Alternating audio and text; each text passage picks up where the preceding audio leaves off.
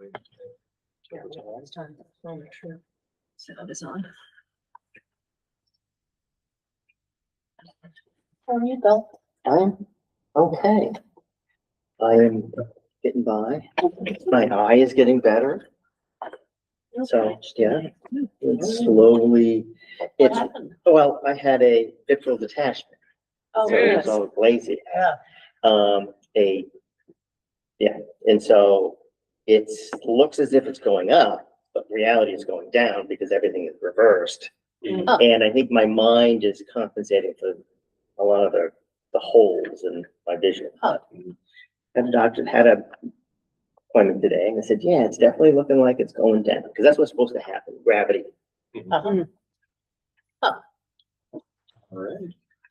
It's that time. So no more patch on my eye. And are we recording? Patches. Awesome. I forget what it was.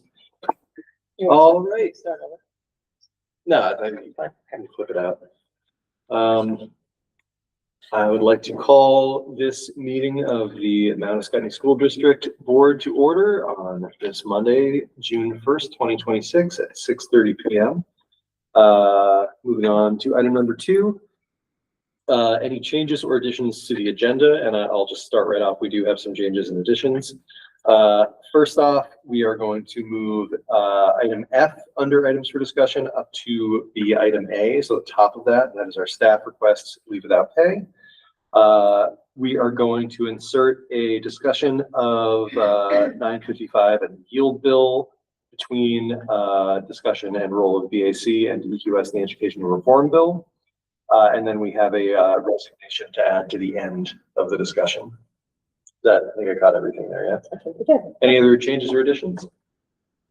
I don't know if this is a change or an addition, but during the ABS roof, I'd like to talk about before all the teachers scatter, cleaning around the building in preparation of construction, if it's going to happen. Okay, yeah, I think we can just consider that as part of that conversation. Any other changes or additions? All right, hearing none. Let's move on to the approval of the minutes from May 4th, 2026. So I will take a motion to approve those minutes. So moved. Second. All right, thank you. Any discussion?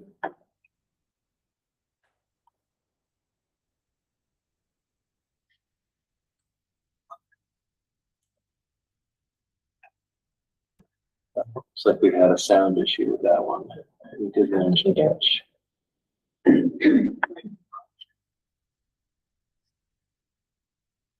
Okay, no, we got a good one.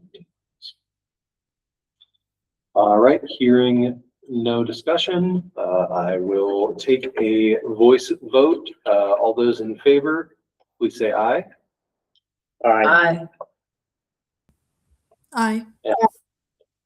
And I am an aye as well. Any opposed? Abstentions? All I right. abstain. Oh, yep, Amy abstains. Thank This you. is Amy. I abstain. Thanks. Yep, thanks, Amy. All right, so the minutes from May 4th, 2026 are adopted. Abstained, excellent. Okay. Number 4, public comment on non-agenda items or announcements. I have an announcement. Can't remember Waiting for you. Do you want, well, kind of there. I just wanted to publicly congratulate Kim Gogan. She was chosen as the RBCC Early College Advocate of the Year. She got to go to the Nice. ceremony at New Hampshire State House. I'm sure you all know that it's well deserved. Mhm. Christine joined I her. went with her. Yeah, I did. I drove her. Chaperone, all that. And then I wanted to highlight senior Tatum Flanagan for 2 reasons. One, she was working towards her Girl Scout Gold Award, and she researched the grieving process and how children are often left out of that. They're called resilient and they should just get into something. So she actually put together a training, and it was an hour-long professional development on how to help grieving families and children. And part 2, why I wanted to highlight her, she was recently announced the Laura McNaughton Scholarship winner, and that's just such a special scholarship because a lot of it revolves around your community service. And Tatum was just recently awarded that, so I wanted to highlight her at this meeting. Oh, wow, awesome. Yeah. That really is profound, actually. Thank you, Kate. And thank you, Kate. Really amazing work. Congratulations, Yeah, Tatum. congratulations. Any other public comment or announcements? I went to the ABS spring concert, and it was very impressive. And so I just want to point that out, that the entire staff and the music teacher is a huge asset. And so I want to have a shout out. The students did a great job, especially the last tune. Yeah, Crazy Train. Thanks, Jeff. I'd like to shout out the band and choir, the middle school, the whole SU middle school choirs and bands were able to participate in Six Flags Music in the Parks. And our middle school band across the SU was able to receive a superior rating with a score of 93. They did not give us the info on how they compared to other groups, but that was their score and their rating for the day. And the middle school choir received an excellent rating of 83. They had a great day at Six Flags and got to perform and get feedback on their performance. Very cool. Thank you. I'll throw some more kudos out there. A couple weeks ago, I got to the privilege of being able to volunteer at the baked bean supper over in baked bean and more supper. I want to clarify, over in West Windsor with Liz and Elizabeth and a bunch of other community members. And the event itself is so much fun. I can't believe it took until this year for me to go. I want to go every year now and volunteer.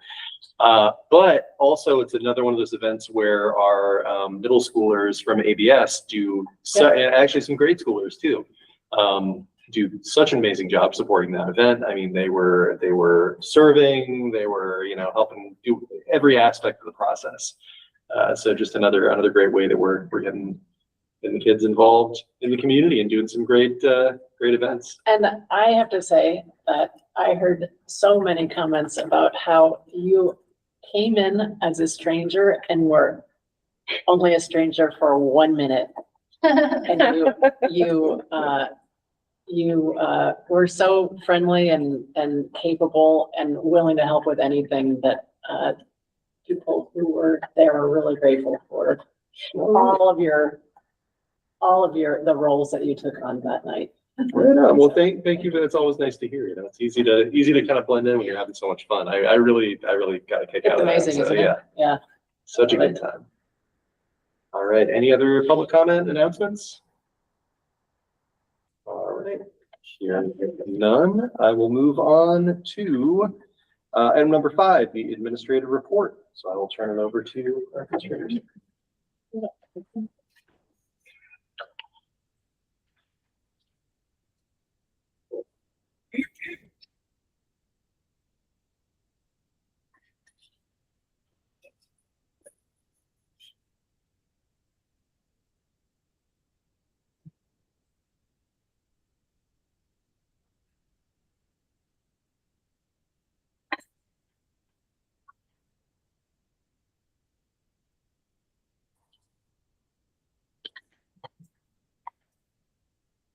There we go.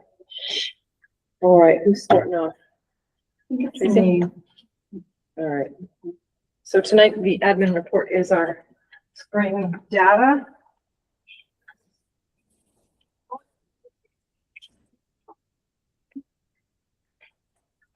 This is a secret, but I hear people down there. I don't want to disturb your report. All right. Tracy. Sorry, it's advancing on my screen, but not yours. Give me a second. Okay. Ready? I'm ready. Okay. I'm not standing because I'm presenting. I'm standing because Cannot sit Okay. today. So Dibbles, we have some great Dibbles data to share with you. Not just this is from, Act 139 pushed us into this. And I guess thank you, Act 139, because this progress is incredible. To the point that it has my interventionists running through the hallways celebrating with kids. It has first graders creating something called the Dibbles Dab, which they happily do in the hallway now because they're so excited about their scores. And it's caused spontaneous Friday celebrations where kids are just so proud of the work that they're doing. I've been pretty open about I don't like this report because it lumps together our below our red and our yellows, right? And so it doesn't pull it apart and it lumps together our blue and our greens. And so I pulled them apart because I needed you to know how much this is good, but I need you to know how much better it really is. So what you don't see from this data is that there are 9 additional students that moved out of the red and into the yellow, and they're captured in that red bar still. Right, but they moved out of red and into yellow. So there's 9 more shift moves that you don't see in that data. Even in that, there are 4 kindergarten students that moved, 3 first grade students, 2 second grade students that moved out of there. Even more impressive, there were students that moved from red to green, red to blue. Right, like students that just they're shown in that data. Right, but it's just exceptional the amount of work that interventionists, the classroom teachers are showing. It's incredible. And the best part of it is the students are so excited. They want to know their scores. They want to know how much they came up. And when you have that level of buy-in, I kind of can't wait to see big factors in this. It isn't just, it's the direct teaching that's happening in the classroom. It's the WIN structure and it's the amount of tutoring. So last year we started tutoring in January. This year we started in October, and we were able to access a lot more students through tutoring this year than last year. So I really look forward to showing you this data again next year and being able to pull it apart because the success is incredible.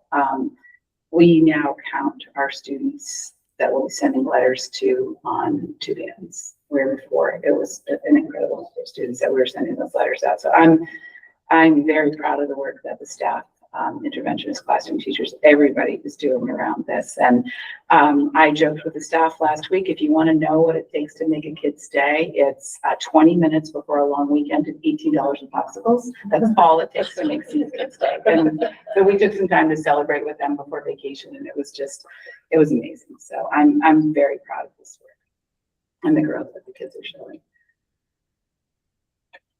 Right? Yeah, I think so. And I don't know if I'm next. Yeah. So star reading, very different form of assessment. This one is, it's computerized.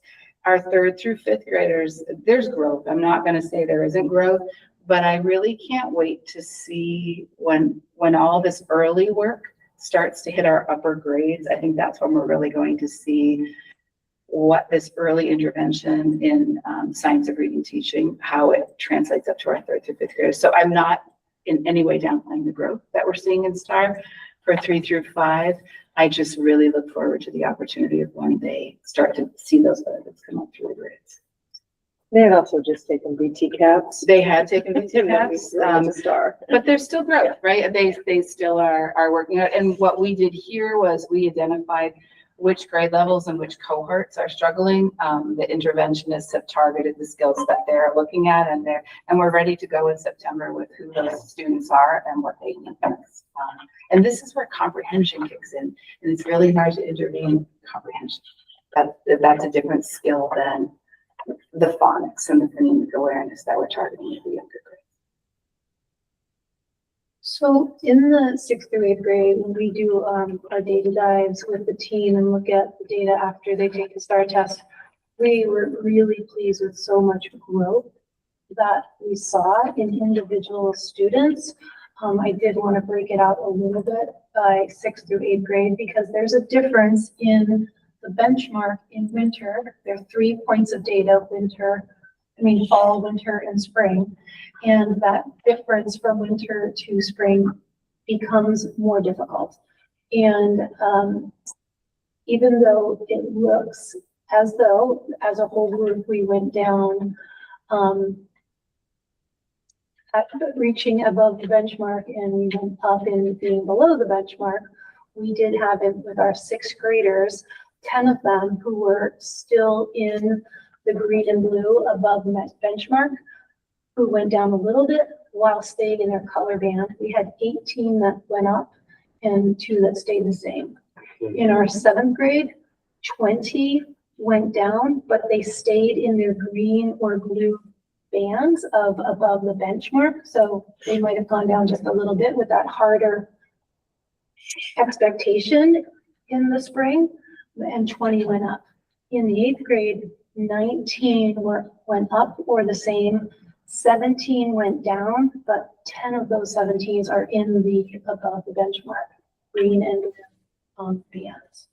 So it's hard to see it in this big chunk together. I wanted to break it out so you knew that sometimes they're really working hard to show in just these 3 data points in the year that they've gone up, and sometimes I'll show you an example of how something they did in the fall is almost identical to what they do in the spring, but they've changed colors to go down because the expectation is harder in the benchmark. This is star reading grade 9. Following the trend, we have gone down, but if you break that out, not that it's acceptable, but it's about 3 students that have moved from above the benchmark to below the benchmark. Spoiler alert, when we get to math, it's going to be the same. It's going to be about 2 students, which to me strongly suggests like a systematic problem of either test burnout or we take the spring one. We have the week off in February. We have the week for March intensives, and then we have the week off in April. So the instructional days are less, and our kids are burned out by both testing and surveys. So I don't know if that's part of the problem, but it does show similar results in math.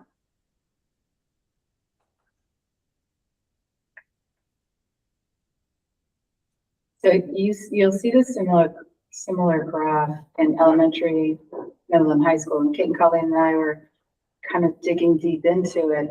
And a lot of it has to do with our starting points. That when I dig into the K-5 math scores and the benchmark between, the benchmark's lower in the spring, you see growth. And then in the winter, you're still seeing growth. Benchmark between winter and spring seems significantly different. And that's where we see this fall off. But when I dig into the data, if I look at grade 1 and I dig into the star results, I show a growth of 1.6 years. That the first grade grew 1.6 years. Where they started from is our problem, right? That they didn't start from the beginning of first grade, right? They're starting from a red place. And so I need them all to grow more than 1 year in order for us to close this gap. Our second grade grew 1.4 years. If we only grew 1 year, we're not going to close our gaps. And I have some places where we only grew a year. I have a place where we didn't grow a year. That's the problem that we have to identify and address. And that's what we're doing. We have to, at 1.6, 1.4, that's what we have to do in every grade level, every year. And then we will start to close that. This was surprising to me. I also don't like that we put this together K-5. There's a big difference between kindergarten, who only took winter and spring, and our 5th graders who have taken this since kindergarten, right? Like when we put all of our grade levels together, I think our data's, it's real. Well, the tests are very different. Completely. Yeah, they're completely different. They're measuring completely different things. And so it really should be K2, 3, 5. And what we look at is K. we don't even look at, we look at students, right? So when we're digging into them, we look for trend lines. Yeah. We were just looking at trend lines of certain students. And we had some students that we were just looking at, and they didn't have a trend line because they have a really high spring and then they have a drop off and then they have one more. But as long as that winter and spring are growing, we're okay. We had other students that even though they're in the red, their trend line is trending up. So we know we're heading in the right direction. So we can look at grade levels, we can look at classrooms and cohorts. When we put them all together, and we tend to do this even as a school, we put them together K-12. I mean, I don't know what kind of, we don't get instructional information from me when we put the data together K-12. So I just want you to know that's the dig in that we do when we get this data. And we could never sit here long enough to present all that to you. So I know we have to give you something more general, but that's what we take away from this and go to work to do with our teachers. When we look at it at first, Christine said, are you ready to talk about how it looks like we went down in math? And we said, yeah, we're ready to talk about that. This isn't the conversation that we have, right? When we talk with our interventionists and our departments and our teachers, we go to look at classes and to look at the students and those trend lines for instruction. Forgive me, but when you're talking about trend lines, are you talking about the student following the student laterally? Like, do you look at how a student went from last year to this year and There's then one of whether these in they? here. Yeah. So one of the graphs that's going to come up from you is the same cohort over 2 years. Yeah. Yeah. Do you look at it over more than 2 years? I haven't. Well, I haven't in these graphs. We can look at it in, well, STAR, I think you just adopted last year. No, Did you I'm just just go back to asking, STAR? I'm not asking you to present it to Yeah. us. I'm just wondering if you as a principal or you as a teacher follow whether a student is, making progress year over year or to what degree, and whether they're, and then surmising what their potential might be or whatnot. Yes. Definitely. The difficult part of STAR though, if for this matter, is that you can't explore more than 1 year at a time within the data visualization of STAR. I don't know if EduClimber has that ability. I've built Google Visits that can do that, but it's really complicated. It's tricky even in EduClimber. We tend to make our own graphs from the data. Yeah. But we are seeing a trend in talking about the data, looking at it, that our math scores across the SU in 3, 4, 5 is where we need to target some work next year. So, which is interesting. It's really helped us work together as an administrative team on expectations around our curricular programs and ensuring that our staff are using the materials with fidelity, because if they're not, and there starts to be a drift, which is pretty normal, then our data, we don't have adequate data that's telling us if the program that we're using is what we want it to do. So we're having conversations with staff about expectations around curriculum and the programs. So the curriculum, just so that I'm not inferring the wrong thing, the curriculum teaches the test? The curriculum is aligned with standards and the test the standards, yeah. So, but are they, well, I mean, I guess what I'm asking is, are they timed the same to coincide with the Not testing? always. Sometimes we have to do mapping and move things around. That's what I was wondering. Yeah, which the staff has worked on actually in grade level teams. And so we're at a place where it feels like we're making the right moves. And now it's just making sure that we're being accountable to the program, which, isn't always the most fun. I won't, it's just not. And teachers are great about bringing in things and making it more fun and creative. But I was just watching a webinar on if kids are not exposed to grade level curriculum, there are significant issues with that, and they lose ground, and it takes a lot to catch them up. So we're really bound and determined to make sure our kids are receiving grade level curriculum from the programs that we've adopted. A big transition for me is, when, when I first started teaching, I made my own curriculum. But then when I stopped doing that and started using a district-wide curriculum, you realize that if every teacher is creating their own curriculum, then every teacher is essentially developing their own K-12 curriculum. And that's not possible to do. And so there's huge pieces that were left out of my curriculum, mostly around geometry and some algebraic thinking stuff. So Yeah, the program is the baseline. Can certainly work to student, differentiate in small groups and Mhm. during wind time, but everyone needs to receive grade level curriculum. So we're working on that, which is part of our theory of how we move these scores. well, good luck. Thank you. We'll keep you posted. All right. So I'm gonna speak to the red and green first, the winter on top and the spring on bottom, similar to the reading, about a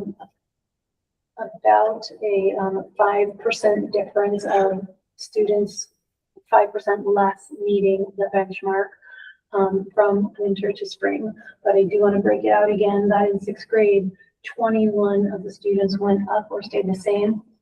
9 who went down one color band. Seventh grade, 28 were up or the same.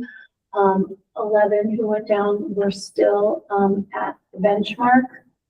And in eighth grade, 19 went up, 5 were the same, 12 went down, 2 were still at benchmark. And I just wanted to give you an example of like one student, how you look at one student's data points. So that's just a sample student on the right. And I just want to talk about how much the teachers are working with the students to encourage them to do their best. And every child is doing 3 points of data in the year of fall, winter, and spring. And this is a student who has 7 data points on their STAR testing for math here. And in December, they had this blue meeting the benchmark, feeling really good moment, and then had all yellows after that. And even in May, with the 3 vertical ones, their highest yellow is a little bit above their blue from December. So that is the showing of a student who is now below the benchmark in yellow, but their score is actually above where they were in blue in December. And that's the expectations of the benchmark changing. This is also just showing that this is 7 data points versus most kids who do 3. And in the 8th grade alone, 21 out of the 38 kids had multiple data points past 3.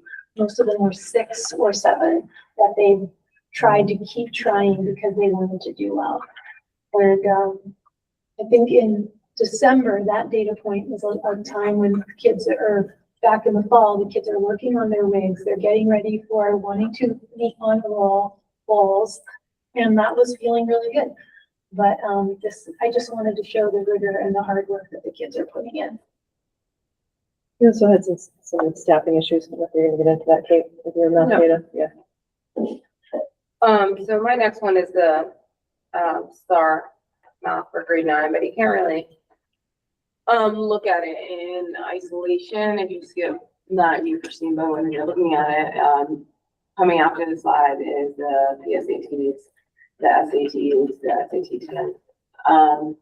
And what is clear is that math is a systematic deficit across the board. And why is that? For this year, we did have a big upheaval in our math department for lack of hours that removed intervention. But right now, if you're looking at these scores overall in grade 9, 10, 11, and 12, They're all on there, that's one. Okay. The one that kind of, not that I didn't know it, right? But if you go to the, I think it's the next slide, Christine. So that's 27% of 11th graders taking the spring SAT. I'm gonna make, You have the scores for the SATs? yeah, I'm gonna make an assumption, which I think is a safe one, is that these 27% that are taking it are motivated people who want to go to college. And so you're looking at our top students, our top, the top academic students. And even with just that group taking it, like the math deficit is large. They still fall short of the national average, whereas in reading, they're comfortably above average. And there has to be major changes across our whole system. Shout out to Tracy. Both my kids did come running home to share their star scores with me, and that has something that's never happened. Maybe find in their backpack somewhere probably. And they were pumped and they were quoting what teacher said. Mrs. Cobb told me, look at, so the enthusiasm is there. How do we capture that and keep it to the high school? I'm not quite so sure, but hitting on the points of, we have to make sure that it's being consistent across the grade levels. Obviously, as you know, when they're coming into ninth grade, they're coming in after years and years with deficit. And the algebra concepts, especially in the spring testing, become prevalent, and you're missing that foundational skills to make the transfer to the abstract is nearly impossible. There are benefits to the minimal class sizes for next year. And one of those benefits is we now have 2 math teachers who have another block in their schedule that can be thoughtfully used, either strictly for algebra intervention. It can be used, it's hard to use the word intervention when 2/3 of the students need the intervention, right? So is it really intervention, or is it a total change in what tier 1 instruction looks like? And I think it's a combination of both. One change we did make for next year is for the algebra 1, algebra 2, geometry classes. Typically what we had done is one teacher taught those, so they would have 3 classes of geometry or 3 classes of algebra. Now we have spread them out for a couple of reasons. One, it allows for flexibility of the kids if they need to move to a different section for whatever reason. And 2, it's so the teachers can work together. So they can look at assessments together, they can plan assessments together, they can kind of teaching together. They can go and looking at each other's classrooms. So those are just some of the things that we started with. I don't want to sound like a Debbie Downer, because it is accurate what Colleen and said. The kids are working hard, the teachers are working hard, and there is growth. It's just not enough. And how are we going to overcome it? How do we need to overhaul? Was there any kind of SAT prep offered at the high school? No. So I don't know if that's something that we want to, I mean, it's a philosophical thing to quote unquote teach to the test, right? Well, I mean, there's difference between that and teaching students what to expect. Agree. I agree with you. I mean, I should definitely prep classes. When I taught 4th grade, I just did the practice test every day. So do we want to utilize, that block that the math teachers have for something like test prep, what to expect? And how do we get the buy-in that the elementary school kids have with taking the test? Because we are requiring everyone to take the PSATs next year, and there's going to be a 20% of the population who already have a plan that does not involve college that are going to say, this isn't for me, and not take it seriously. So how do we shift the attitude about it? How do we provide, I like calling it what to expect, hold on to that term, instead of test prep, and how do we switch the tier 1 instruction? Because that would go for both math and read. I mean, So when, I'm not dismissing reading, but when we do get to the reading, both the SATs and SATs, we are comfortably above. We can always be comfortably above the benchmark, which kind of disproves the theory that, you know, we're struggling, you know, as burnout or we're struggling with this cohort of kids, like it's a math deficit, not impaired. Well, it's a national issue, of course, but one of the cautionary tales I would push out there is that tests like the SAT, the PSAT are great for institutional observation. They're not instructionally, they're not actionable assessments. no, their aptitude. Right. And so, getting students to care about them is difficult if they don't care about them. And so, if you can choose a test that is more targeted, for example, like the STAR, and students understand that this is going to affect possibly your free period, and what you're going to be doing in the next 2 weeks, then that might have some impact. I try to sell that for, say, the SAT, the VCAP, 9th grade. I'd love for the high school administrator to say, okay, next year you have a block 5, and either you can sign up for these fun activities, but if you show needs here, you will have to be going to these math classes or science classes. The same thing with the 11th grade VTCAP. You're like, well, you're a senior next year. That means you can leave early unless you have big holes in your VTCAP science test. And so it's that sort of, at some point, the rubber has to hit the road, and the assessment has to impact them in an immediate way for them to care. Because they're so fixated, especially schools that do A, B, C, D grades. That's they're just focused on their GPA, or the number of credits they need, or so how is this affecting me? And for the most part, it's not.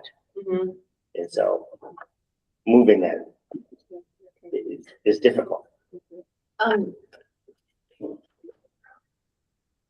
How can parents get access to their kids' scores? Like These start. The SATs is, SATs are. the PSATs, the SATs, the STARS, all of them, so that, because we don't necessarily know how. As a parent, we've never seen the PSAT scores, and I'm just learning now that the SAT scores are out. so they come directly to you from the company. I can send out a reminder. I'm pretty sure you log in and get them, but I'm not positive. That'll find it out. Yeah, but I mean, if there was a better way to share the information directly with parents, not through the students. It might help parents understand better where their student is. My assumption would be It goes out in our the school. reports. No, but it does, it goes out in the reports so that we send out at conference time.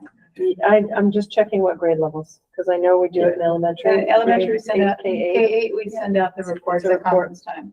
Right. with their, STAR scores, any behavior infractions that are major. And you send those directly to the parents? Or you send them through the student? Nope, they send them right home with them at conference time, that they take home a hard copy. SATs are It goes home different with because students they're if they like don't go to an conference. opt-in to a company test, right? Like everything about the SAT is like the teachers are paid by the SAT company, and like we just happen to be a testing site, so you don't even have to take it at Allen's, or you would take it at Harvard or Springfield or wherever. So usually all the communication with the SATs come directly from the SAT. But most schools, SIS systems, yours is Power School, has an assessment module in them. And so if you have your tech department upload them into your assessment module, those are then visible in the parent portal. That's, I think that's what we did. this is, yeah. I think it's through Power School. I think I said EduClimber, but. Yeah. I think that- It's through Power School that they print them out. Yeah. We But, ju- we just started that this year. but you could also have that done. I do it for STAR. I do it for, my high school registrar does it for SATs, PSATs, what, advanced classes, AP scores go into the students' portal assessment tab. It can't be, that's through Power School. It's a pain in my neck, but it's a lot of work to, you have to create the uploads and then you upload them, but the parent just clicks on the tab and they choose the year and then they choose the assessment and they see the scores in a very basic way. It's nothing fancy, but they're there.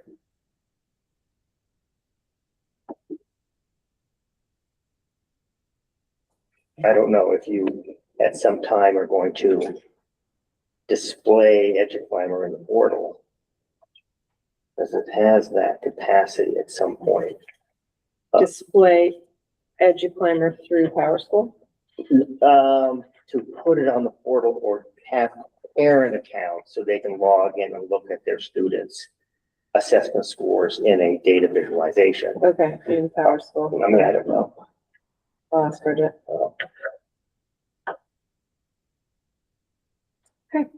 And just regarding the SATs, students who don't receive any kind of training on what to expect on the test, start off with a 150-point deficit. So those scores might actually be much higher.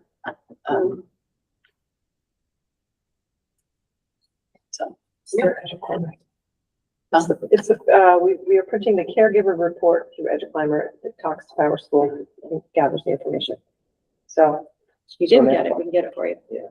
For an FYI, we dumped You love that? EduClimber Okay. and went to NextPath. It is so much better. You went to what? Next path? NextPath, Really? You dumped EduClimber?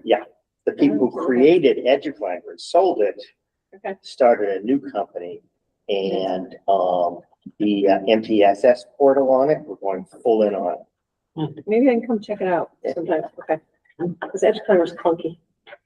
NextPath is so much better. Good to know. I set up EduClimber. Yep. Took me a year and it wasn't working. Mm, With NextPath, 2 months it was functional. really? Oh, I'd like to see that actually. This is worth checking out. Yeah. All right. Who's going? Oh, I forgot what we were doing, sorry. No, I apologize. No, that's not just you. What is this? A comparison to free and reduced lunch. The whole building. It's the whole building, again, it's a car, and again, we're looking at a few students, and it changed. But this data doesn't change a lot. Great, yeah.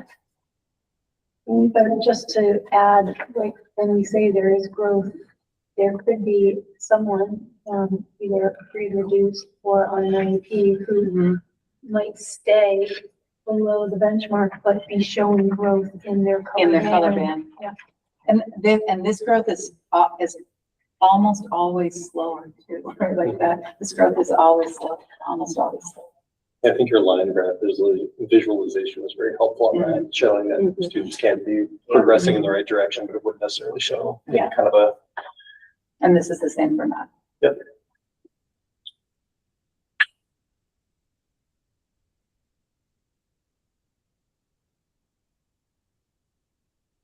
All right.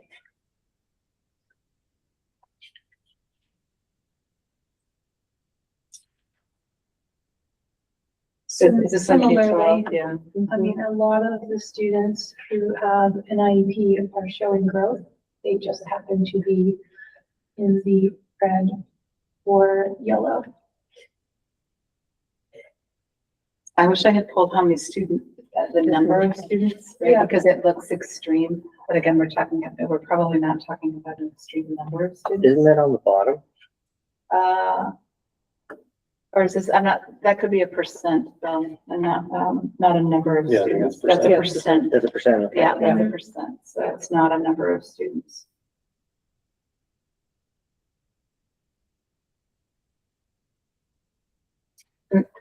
Elizabeth, this is the cohort one that we were talking about, right? So this is the same cohort of students from, my glasses on, anymore, from third to fourth grade, so that, and how they grew. This is a reading from third to ninth grade. So the first two bars are the third graders, now fourth graders. And the fourth graders, now fifth graders. Fifth graders, now sixth graders. So this is where we can start to see where we have, and interesting, where we have transitions, 8th to 9th, like where we have a transition. Sure. I don't know if that's a part of it. 5th to 6th is a nice growth year. Yeah. And that's a difficult growth That's a year. growth and a transition. Yeah, Yeah. so because you transition, from, Mhm. to a lot more algebraic thinking and Right. problem solving during that year. So that's fantastic. Mhm. And even fourth to Fourth fifth to fifth is a drop, right? is a drop, but that's a big skill jump. And if you even look at the fifth, the then jump to sixth, right? I know it's a different cohort, but that's a large jump. Is this Reading. spring to spring? Yeah, Okay. and it's reading. That was reading. The next one's math. Yeah. Sorry, but we want to see No, I'm math. There we go. sorry. Math's Dyslexia is a coming. horrible Math's disease. coming. There's math.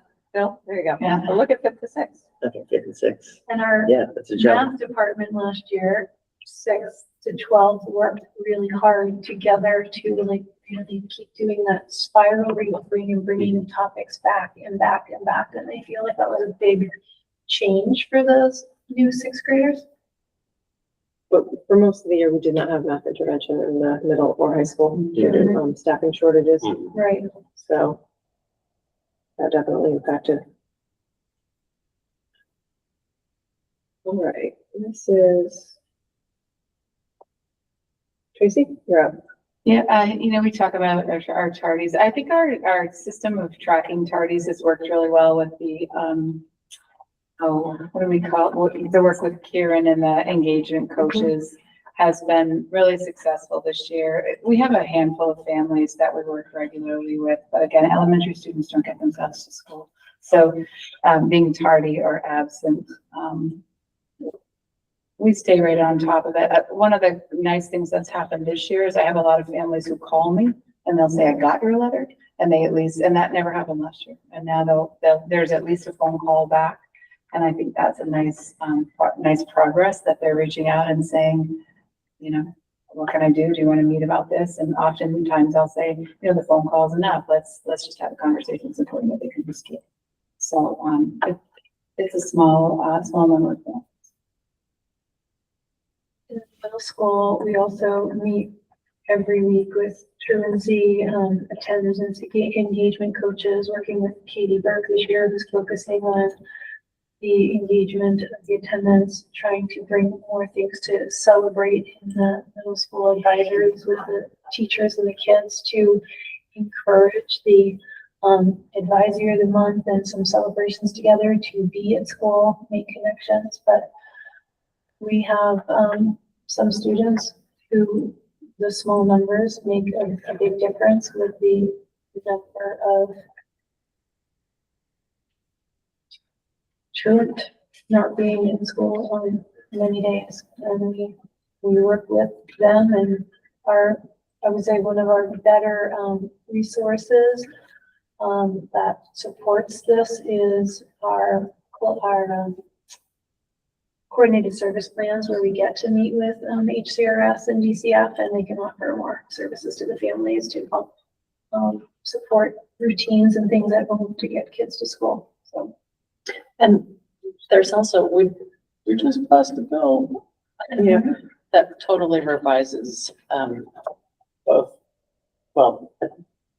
it was the truancy bill, and it's no longer even called the truancy bill, and it totally revises what attendance, how attendance is defined, and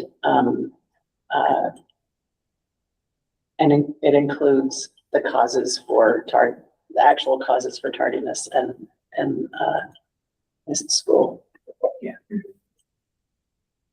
We did hit our goal though. We went from 80% to 90%. Yeah, Excellent. Great. Yeah. There you go. Tracy, you have to go. It's interesting, the graphs look exactly the same, but the numbers are not.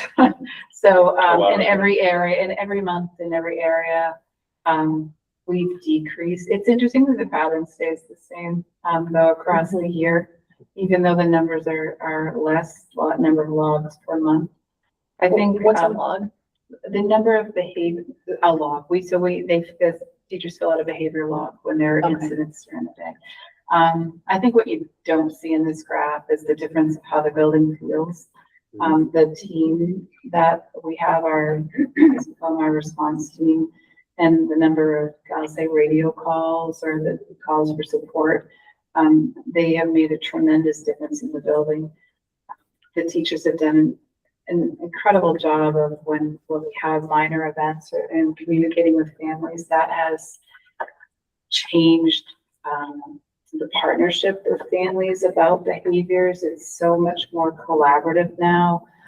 The communication back with families has been positive and supportive and cooperative, and the students know the expectations, and we talk about it regularly in morning meeting. Extra people on the playground has really made a difference in the number of write-ups that we have and the incidents. And now, even when there are incidents that happen, the students right away know, for being physical, and there's just a great feeling in the building. It makes mistakes, and they understand. We'll help them through, and we'll teach them the things that they need to know to own their behavior and restore the practices. It feels great. Do you feel as though having the behavior matrix in place and having the sort of orientation towards it the students get at the behavior, like, understanding that cause and effect, and my actions will having it be a little more prescriptive? We've talked about how important it is to do that again next year. Yeah. I know when we've felt the rise, or when we've had the months that I get back into classrooms and visit it, or when there are things going on, certain grade levels, I go back into classrooms and talk to them again, just to remind them that absolutely, and even for the parents to say, here's the behavior matrix, we're following these guidelines. And I think you'll see for Kate and Colleen, it might look like there's a rise in behavior. It isn't. It's a rise in reporting the behaviors that are going on and the actions that we're all taking. And that's making a big difference. I think for the middle school, big difference in August also was a part of the teachers just being more aware, wanting to write up, wanting to be proactive and helping kids understand, and just like breaking down the different parts of the behavior matrix and different events and talking those through with the kids was helpful. But it seems like winter is a little bit quieter time for us in the building. Mm-hmm. The weather has a great impact on the school behaviors. Yeah. Wait, can you go back for just a second? Sure. Sorry. Middle school. Are these going to be available online so that we can look at? I can't see very well, so that we can look at them later. Yeah. Thank you. Yeah. There's high school. You want to say anything? Yeah, it is an increase in reporting.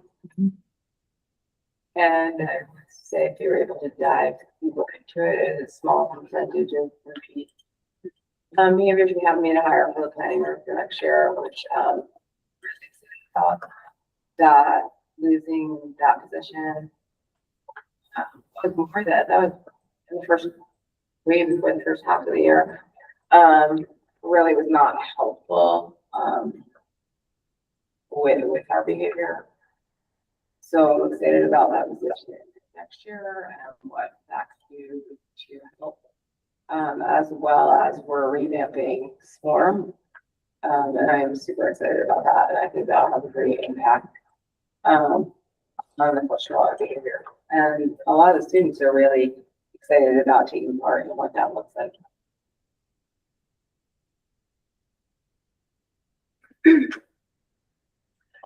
Um, I don't know, it's recess and lunch, but what's funny to me about this is, if you look at where most of the incidents occur, they're in the classroom. That doesn't make a lot of sense, right? So the write-ups are in the classroom, but 11 and 12 o'clock are when they occur. So is it just before and after lunch?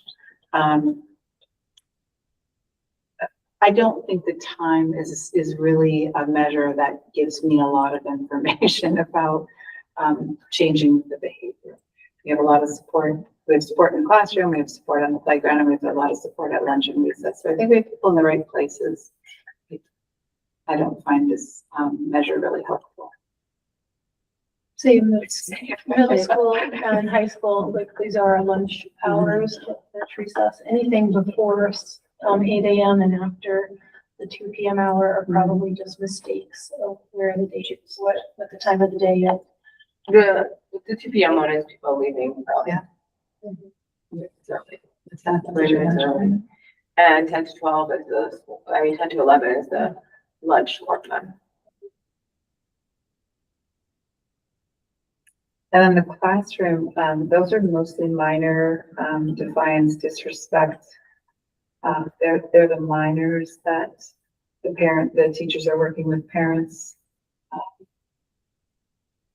The majority of write-ups come from the classroom. So the behaviors in the classroom that take away from learning. I think that's across the board. Yeah. Problems. Yeah, the ones that make up the classroom are the minors of disruption, defiance, disrespect, are the top three. And those can be very much repeated persons.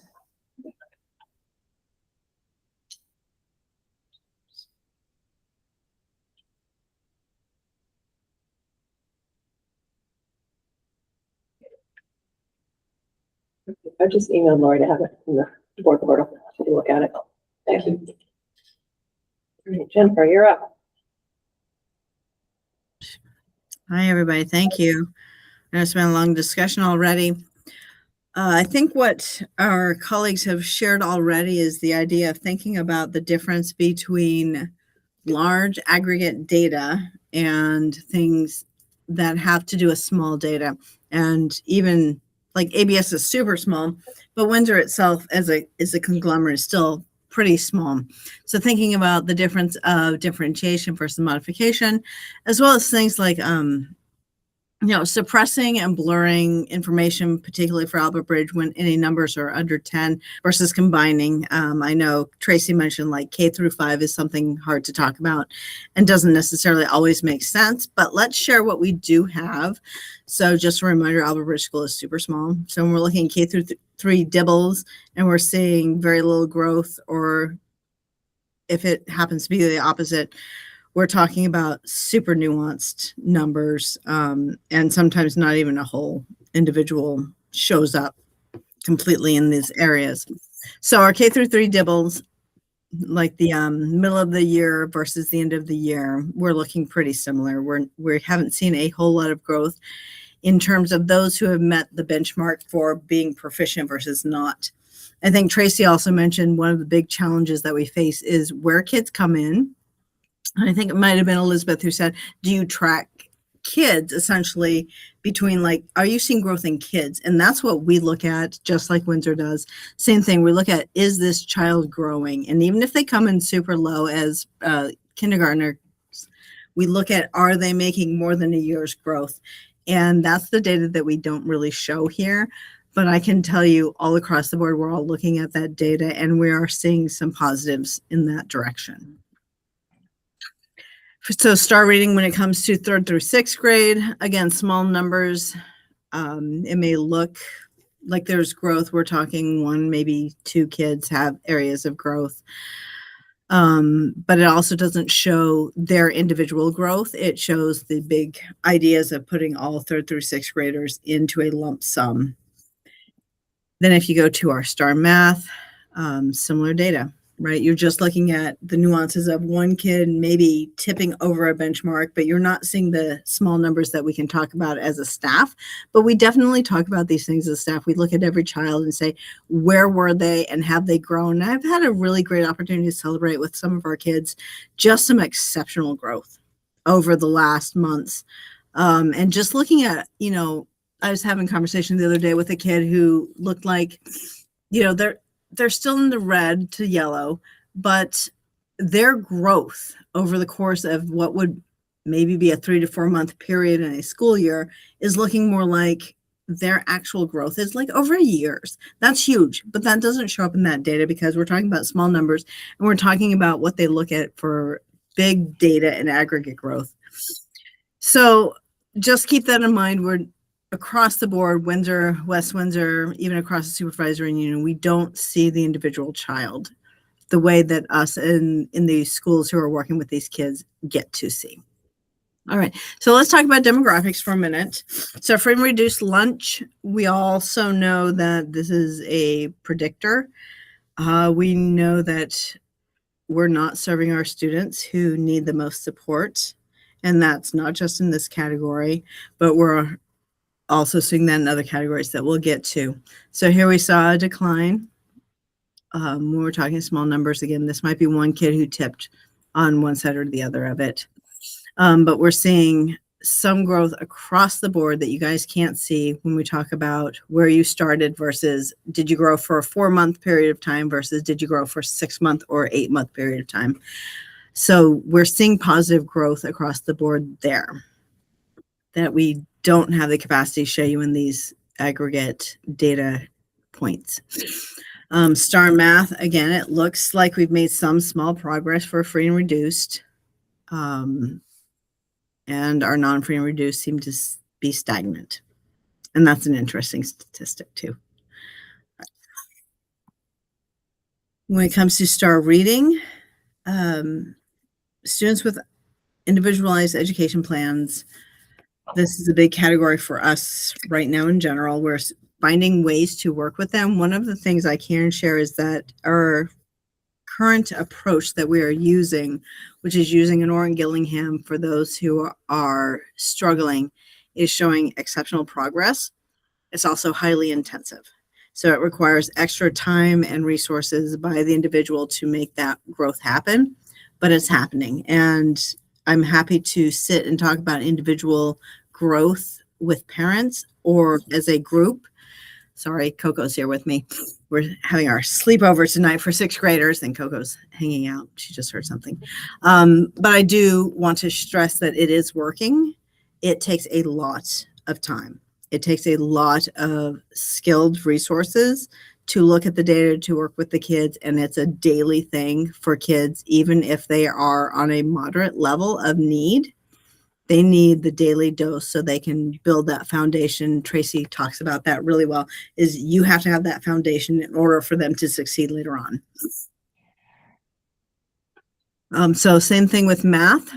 We're seeing some really good progress this year. Actually, it's the first year since I have been a principal that every 6th grader is in the blue or green. It is the first time in 13 years I've had every 6th grade in blue or green. It's remarkable, even though some of them are perhaps in a category of free and reduced or IEP, and multiple of them might be in both categories. But I think the approach that you guys have supported when it comes to kids being met where they are is showing some serious growth and impact. And I think the work with Bridget, who has helped us really think differently about our math, has been instrumental in making sure that these kids get what they need at the level they need it, rather than just like, what grade do you fit into? It's more about, where are you? And that's really powerful when we talk about things like All Learners Network and illustrative math to help supplement the curriculum that we already have. So time over time, we're seeing growth in most areas. So our 3rd to 4th graders and our 5th to 6th graders, there's some growth there, which is really hopeful. And this is more than one student when you look at the data, which is good. We know we have some work still to do to make sure all of those kids grow even more to be able to meet the needs of middle school. Similar with math, we see growth year to year, and maybe not as much growth as these kids need ultimately. At the same time, I think we've got a really strong system of meeting kids where they are with our flexible math and flexible reading programs that we're trying to work through with our multi-age work. All right, so when it comes to things like tardies, absences, we have fairly good numbers. We still have some families that we're supporting.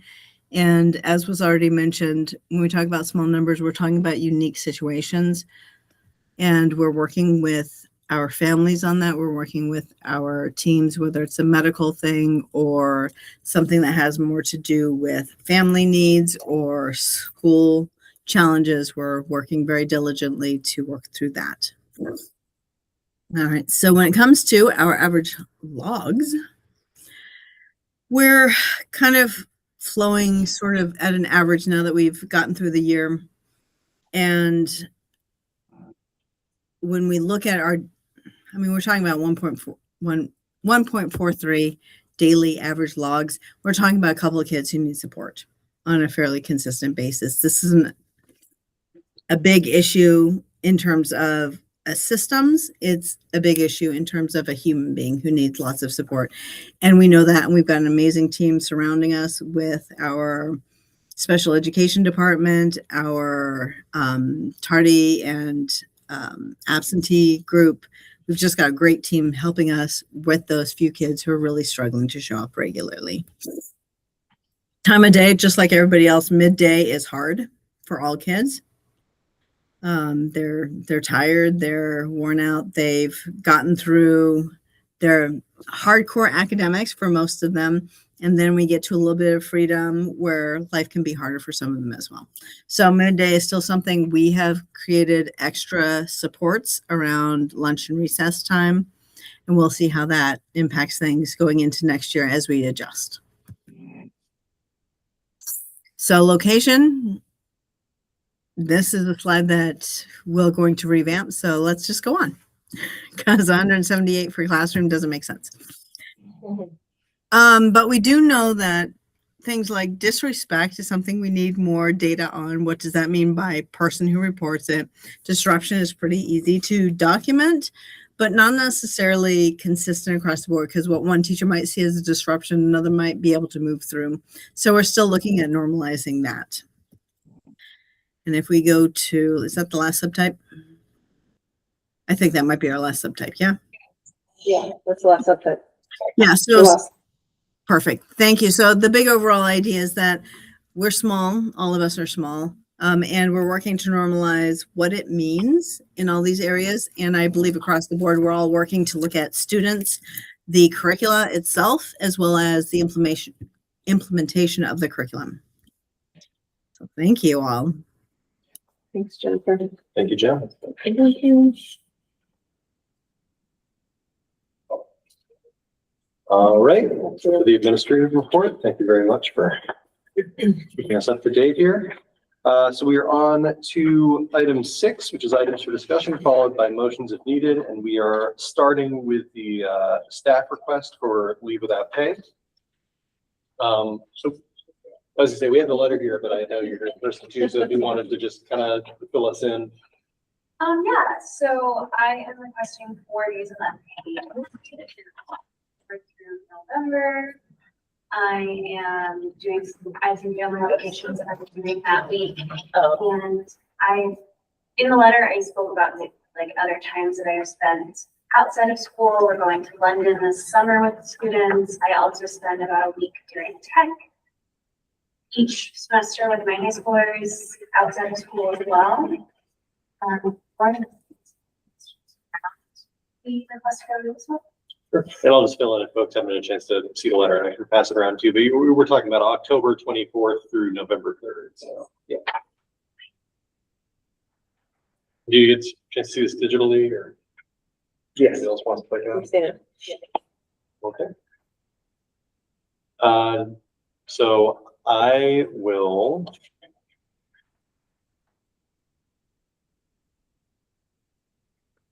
last minute is this one.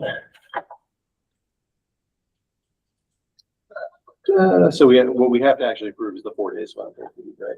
Okay. By contract. Okay. So I will take a motion to accept 4 days of unpaid leave for Sky Robichaud. Oh, is that the last one? Surprisingly. All right. So moved. Second. All right. Any discussion?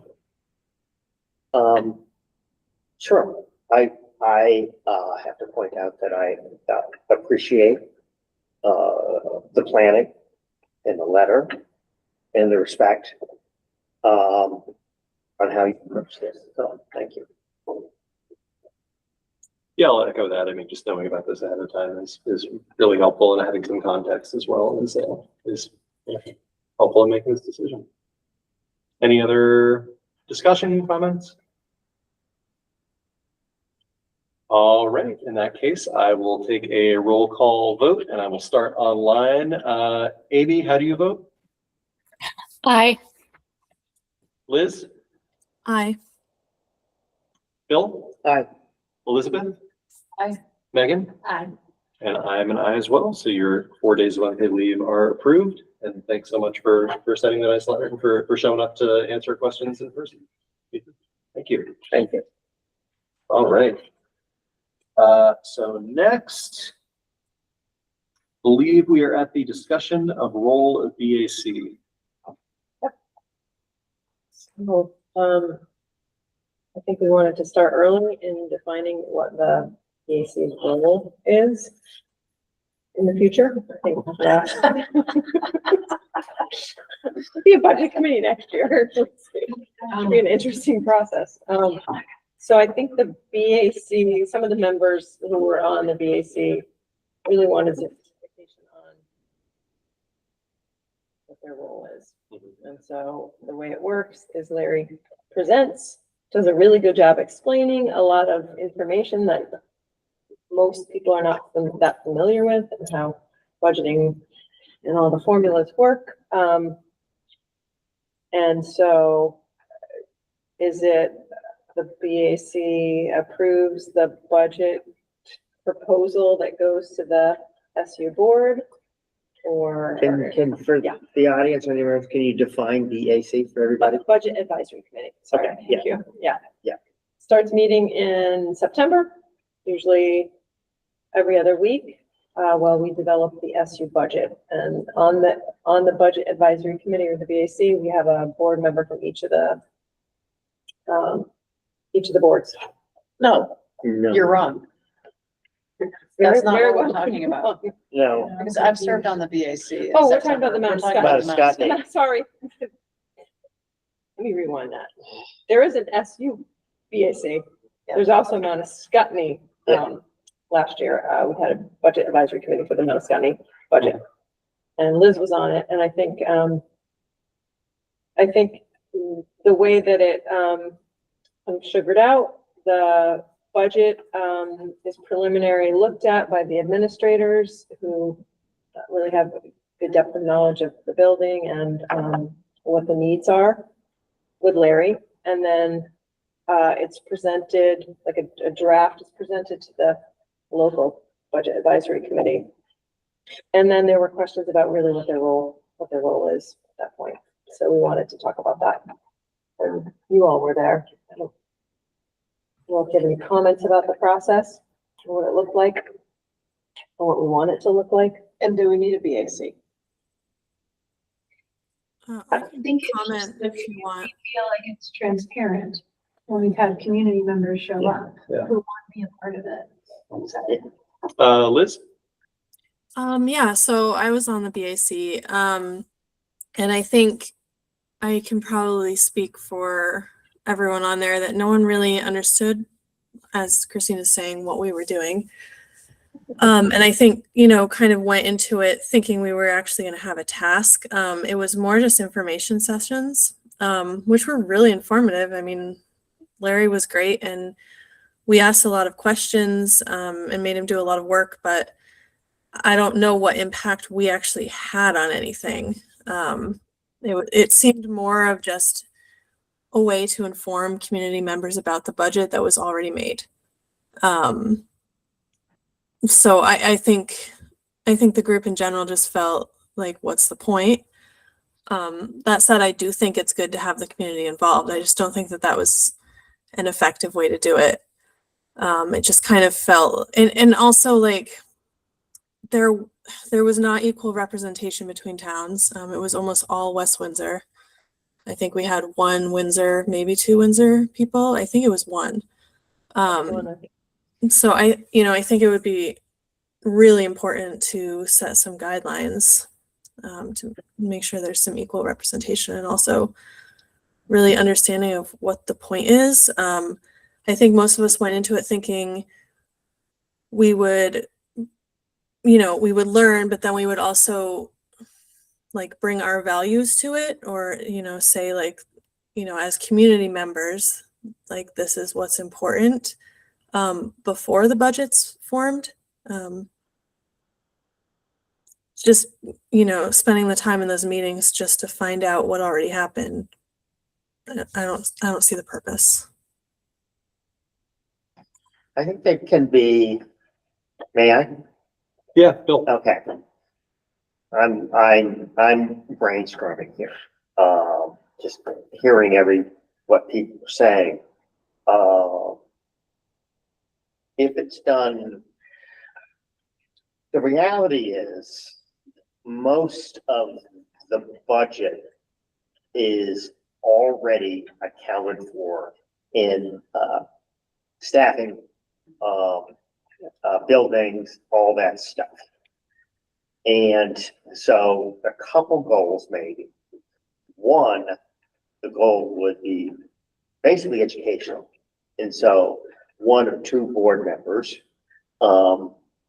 participate in an intense education on the budget, and to do exactly what Liz said, ask questions, point things out, and have that interaction. So I know in the past as a board member, when we were discussing the budget, when there was a board member who talked about, from a board member's perspective, about the budget, and they were involved with it deeply, that was impactful to me, because there was a board member or two board members who had been intimately involved, and they could give their perspective.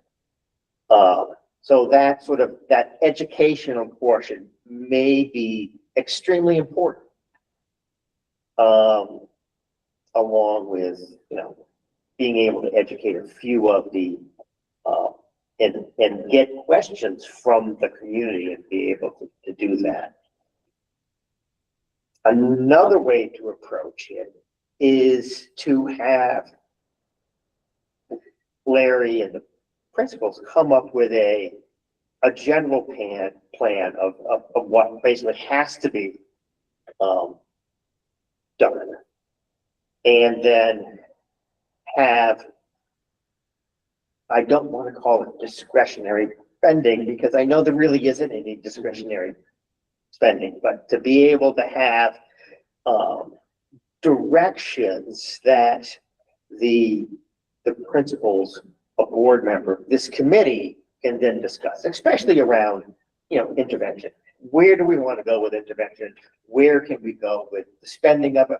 How can this be, and then have that particular group have that discussion. So that may be, along with, of course, having a board member or two be highly educated on it. So when it comes time to vote, we have someone to do it. So that may be a different approach. The third approach could be that to plan an intense hour meeting for 3 times and have whoever wants to come and be educated by the administration and Larry, and ask the questions and get educated on it. I think Liz's point there about asking all those questions, I think is extremely important to have that involvement. At the same time, I absolutely agree with Liz that it really needs to be defined. What is the goal of this group? Sure. And I feel and always have felt it very strongly that the board should have goals for the district. And that, and have defined values. And that the budget should reflect those goals and values. And if we can't say how the budget does reflect those goals and values, then it warrants discussion. And that's my feeling. I from the time that I started on this board, when it was a 3-person board, but also at the SU level, I would get really frustrated with Ed because he, number one, never let us see the budget in advance. And all of his explanations went into the, and he didn't know how to use a pivot point, a pivot chart. And all the explanations of how each number was derived overtook what was actually in the budget.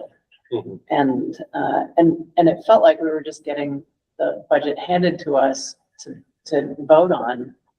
And again, what are we actually doing here if we're just getting things handed to us to vote on? We don't, as board members, that is one of our most important responsibilities is to so I don't like having the budget handed to us. That's why I've taken part in the BAC. And I have caught a couple of mistakes along the way, but to me, it's part of a process of setting goals and declaring what our values are, and then making sure that the budget expresses those. More of a budget board subcommittee is what it sounds like you're describing. Well, that's up to everybody. Liz? Yeah, I agree with Elizabeth. It's kind of weird to put our name on something we had no part in creating. And really, even when we got the budget, not just on the BAC, but on the when the board gets the budget, there's a lot that's so vague, right? Like we don't see what's being spent on supplies, we don't see any of those numbers. It's very vague numbers. And, it's not that I think anyone on the board doesn't trust the people putting it together, but it's kind of a weird setup to be a board member and be accountable to a budget we didn't even create and we don't really have all the details on.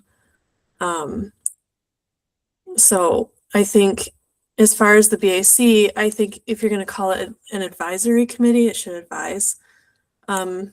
Otherwise, maybe it's just an education committee. Maybe it's just an informational, maybe it's a group of people who are essentially budget ambassadors to their town, that learn about the budget, understand it. I mean, it certainly helped me appreciate the complexities and the challenges that are being faced by the district, or by all school boards. So I think it's a very valuable thing, but the average person in town also, if they're advising, well, they don't know what they're advising on. Our administrators are the ones that know what's going on in the school and what's needed. That said, I think that the board should be more involved in the process from the beginning. And also some of those committees, and even some of the iterations that have been here in the past, have been made up of people who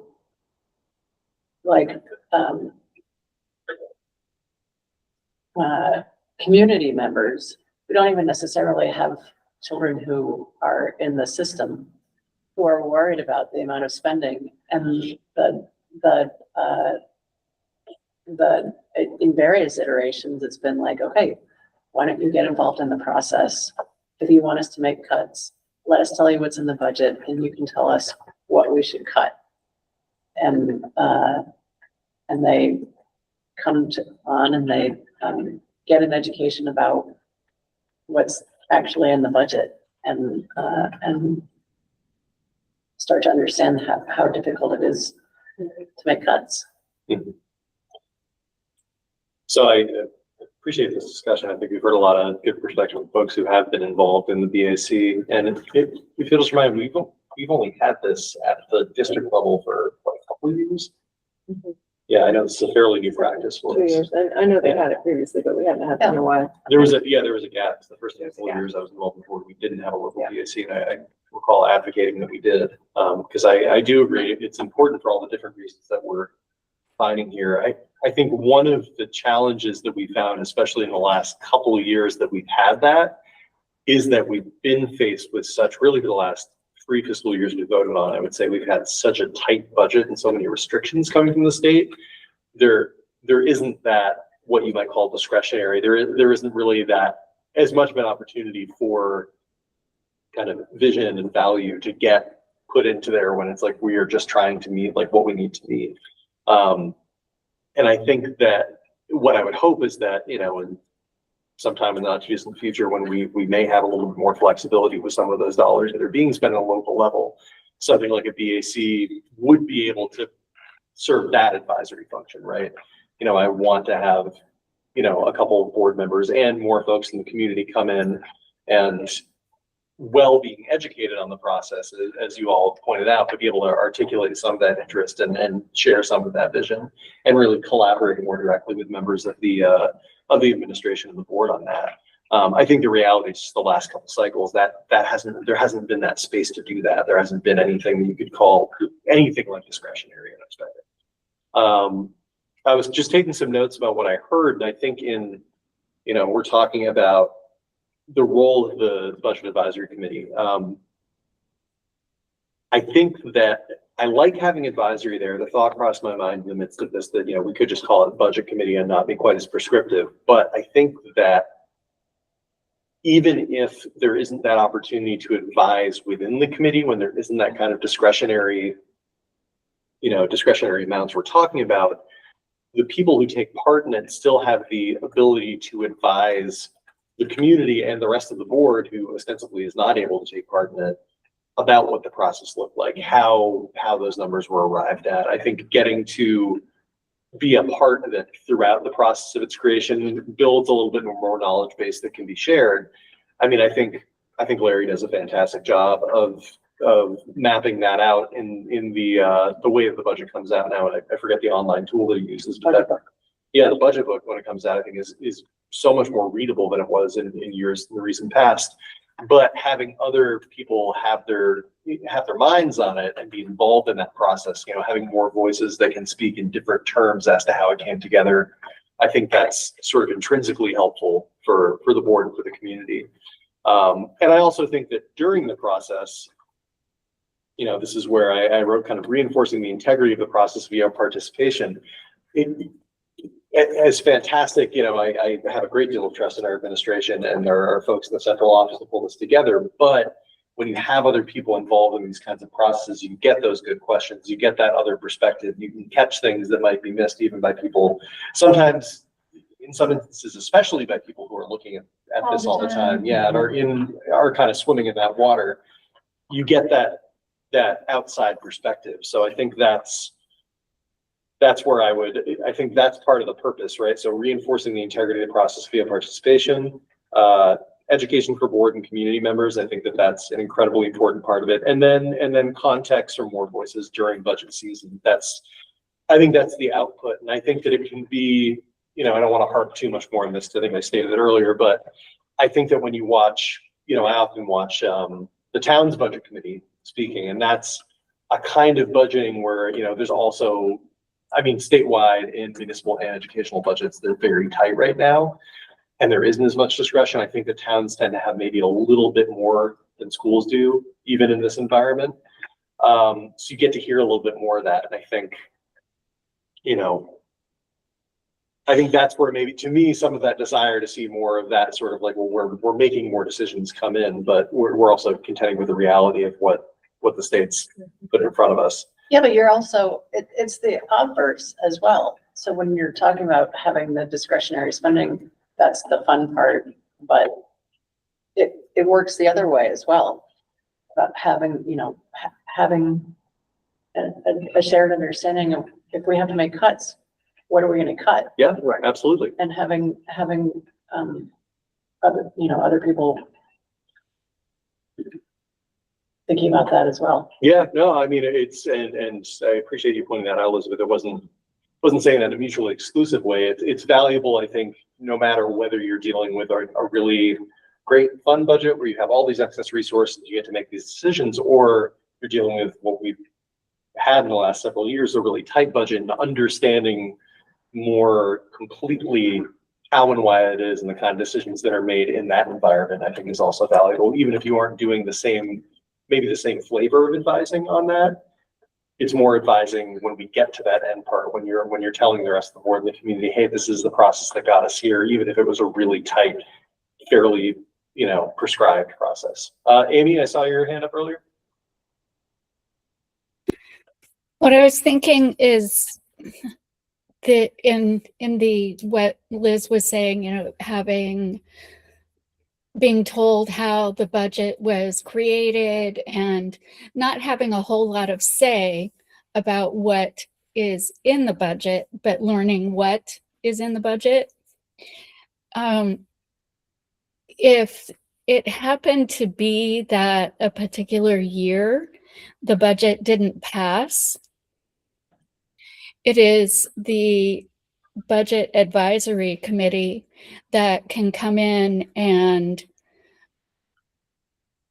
since they have had the education talking with Larry, they would have a better understanding of what was put into the budget, and then would be able to hopefully articulate, okay, we need to make some cuts here, or, you know, whatever it was that why a budget didn't pass, you know, what do we need to do?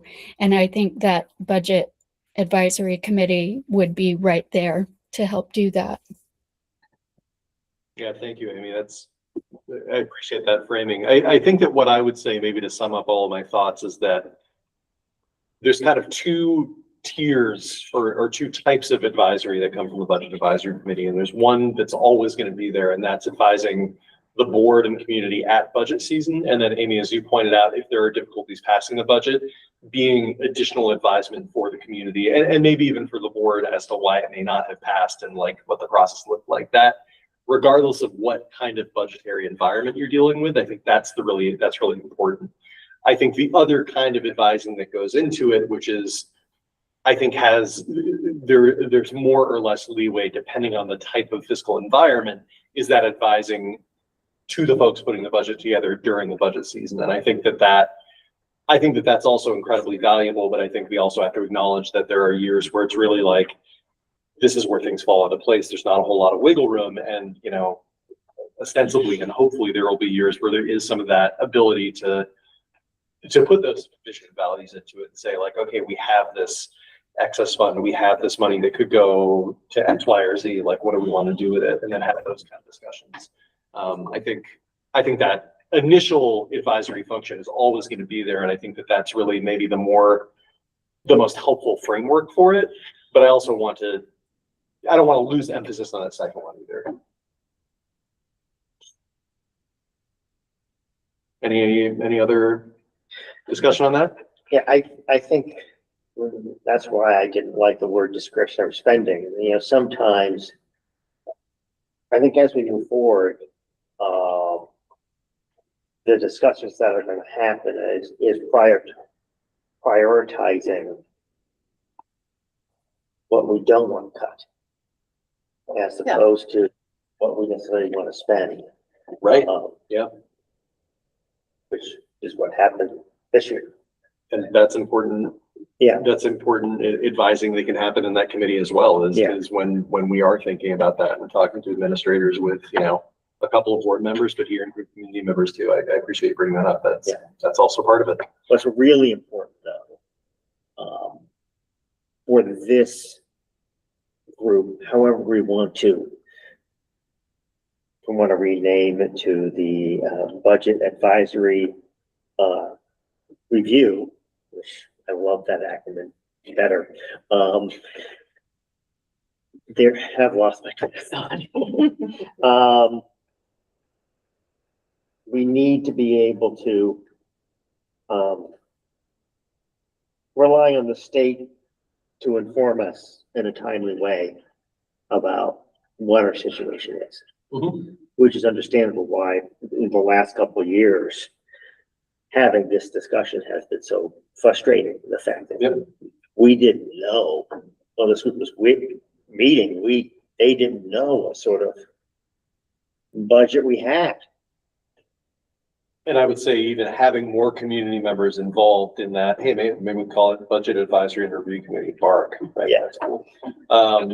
But having community members involved in those discussions early on and really getting that first person understanding of like, oh, like we don't know what the state numbers are. Like this week it says they might be this week it says it might be that. The December 1st letter comes out and it says this thing, but it's informed by all, like, I think getting that kind of minute detail about it in another setting, and then again getting to advise the board on that, being like, this is what we did, these are the things that we ran into. I think especially for people who are new to it can be really valuable to hear those perspectives coming to us and then coming to the community. We can also shift the responsibility of this group to create some sort of flow chart that if we have this amount of money, what are we going to do? We have this amount of money, what are we going to do? Sort of the input output, so that when it comes down to when we know, it's not just Larry saying, hey, we can always cut X, Y, and Z. To have some thought into it, put it beforehand. Liz? Yeah, so Elizabeth raised a point that I don't want to get lost here. And I think, there's two different discussions to be had. One, which is, what we're having now about the role of the Budget Advisory Committee. But the point that she made is about the board's role in the budget. And I think that's a related conversation. Like, at what point does the board have, the six of us have the opportunity to say, this is a priority for us. If we can do it, we want to put more money into the arts program, or, we think this is a place that we would prioritize savings so that we could buff up this other program in our school, right? Like, at what point does the board get to share their values and have that taken into consideration in the budget process? Because I don't see that happening. As little say as the Budget Advisory Committee had, which was none, the board didn't have any either. Like, the board even had less. So I think that it's really important. Maybe that conversation is a separate one from this, but I think it is related, and I don't want her point there to get lost, because I agree with it. Yeah, I appreciate you bringing that up again, Liz, and for bringing it up initially, Elizabeth. Is that something that we could potentially add to our retreat agenda? Because that, to me, that kind of work is very retreat kind of coded work. Coming up with, like, looking at, one of the things that we do is we look at our board values every year. Like, we do have a list of board values and kind of norms that we go through, and we reapprove them or edit them every year. I don't think it's a far cry to incorporate maybe a handful of points about budgeting, vision, values, priorities into that. I think that would be appropriate. And I think it would be appropriate to have this on the agenda flowing into the beginning of next year as well. Yeah. So That's, and I appreciate that, Bill. I think maybe adding that to our retreat agenda and really having a good discussion, coming up with some budget, and it's just the way I think it's kind of vision, values, priorities, however that comes together for us. And then I think it would be nice, because we do have board members who are on the Budget Advisory Committee, building a little bit of time for some reporting out on that. So I mean, the reality is not every one of us is going to be able to go to one more meeting, pick up for 3 months and do that. But that's part of why we have liaisons to all sorts of boards, right? So I think using that liaison function and having it just handful of minutes during meetings to say, hey, this is what we've been talking about. Elizabeth? Just as a reminder, I'm not gonna be able to make the retreat. And secondly, if there is such a discussion at the retreat, it must be warned in public. So you're aware. Mhm.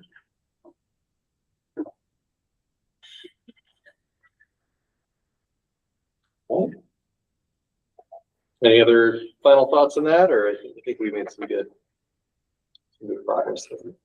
I'm looking forward to having that conversation. All right, so we are moving on to 9:55. Oh, I skipped a 10. Yeah, and I'm gonna get in big trouble, so. Okay, so this is the tax anticipation notice. We all signed it last time, and then we didn't vote on it. So now we gotta sign it again, and we actually have to vote on it this time. I think we have to vote on it first You and vote then on it, sign and it. sign it. We vote on it and then we sign it. I mean, we've been told not to date anything Correct. because it needs to be dated, and then Liz and Amy, Well, if You'll- you come in and. yeah, and Lori will sign. coordinate with you to Yeah. come by and sign. So I'm not gonna put pen to paper yet, so we gotta vote on it first. So what is the number that we're looking at? So moved. We've got to say the number. Hold your Elizabeth. Hold your horses. That's the amount that we can borrow if need be. Okay, so Okay. what's our best wording here? So, somebody needs to make a motion to authorize the borrowing of up to $2,721,862.92 in a tax anticipation note for. Yeah. Number 27? Okay. Yeah. Sure I said it right before I. Okay, I will take a motion to authorize the borrowing of up to $2,721,862.92 in the tax anticipation notice for FY 27. So moved. Second. All right, great. Any discussion? All right, hearing none, I will, I'll just take a voice vote on this one. All those in favor, please say aye. Aye. Aye. Aye. And I am an aye as well. All those opposed? Abstentions? All right, that is adopted unanimously. Thank you, everyone. And now we can, You can sign now. now we may sign this. All right. It's just what, blue, right? Just blue, she sent the pen. Just- She's got notes here. Okay, I'm gonna let everyone else do this before me since I still gotta Yeah. keep running stuff here. So take it over to this side of the table, and You got it. then for folks online, Lori or I Christine, state your name. you'll be reached out to. It'll happen. Yeah. Okay, so we got through 10, we got through BAC. We are now on to our discussion of Act 955 and the yield bill. So I will pass that over to our rep up in Montpelier, Elizabeth, to fill us in. Well, H955 we've been following all along, and it did not change that much. They are advertising it as a, the rhetoric is that it was completed without forced mergers, without including forced mergers. Of course, the goal of it, one of the stated goals, is to move towards a foundation formula, which means that every district would receive a certain amount of, every student would receive a certain amount of money for their education. That would be weighted according to revised weights, which have not been yet devised or revised. They have been devised, they have not been revised. But that amount of money would go with any student to any school. So whether that's public or private, or independent, it would be the same amount. And, that amount would be settled at around ultimately between 110 and 112%, annually.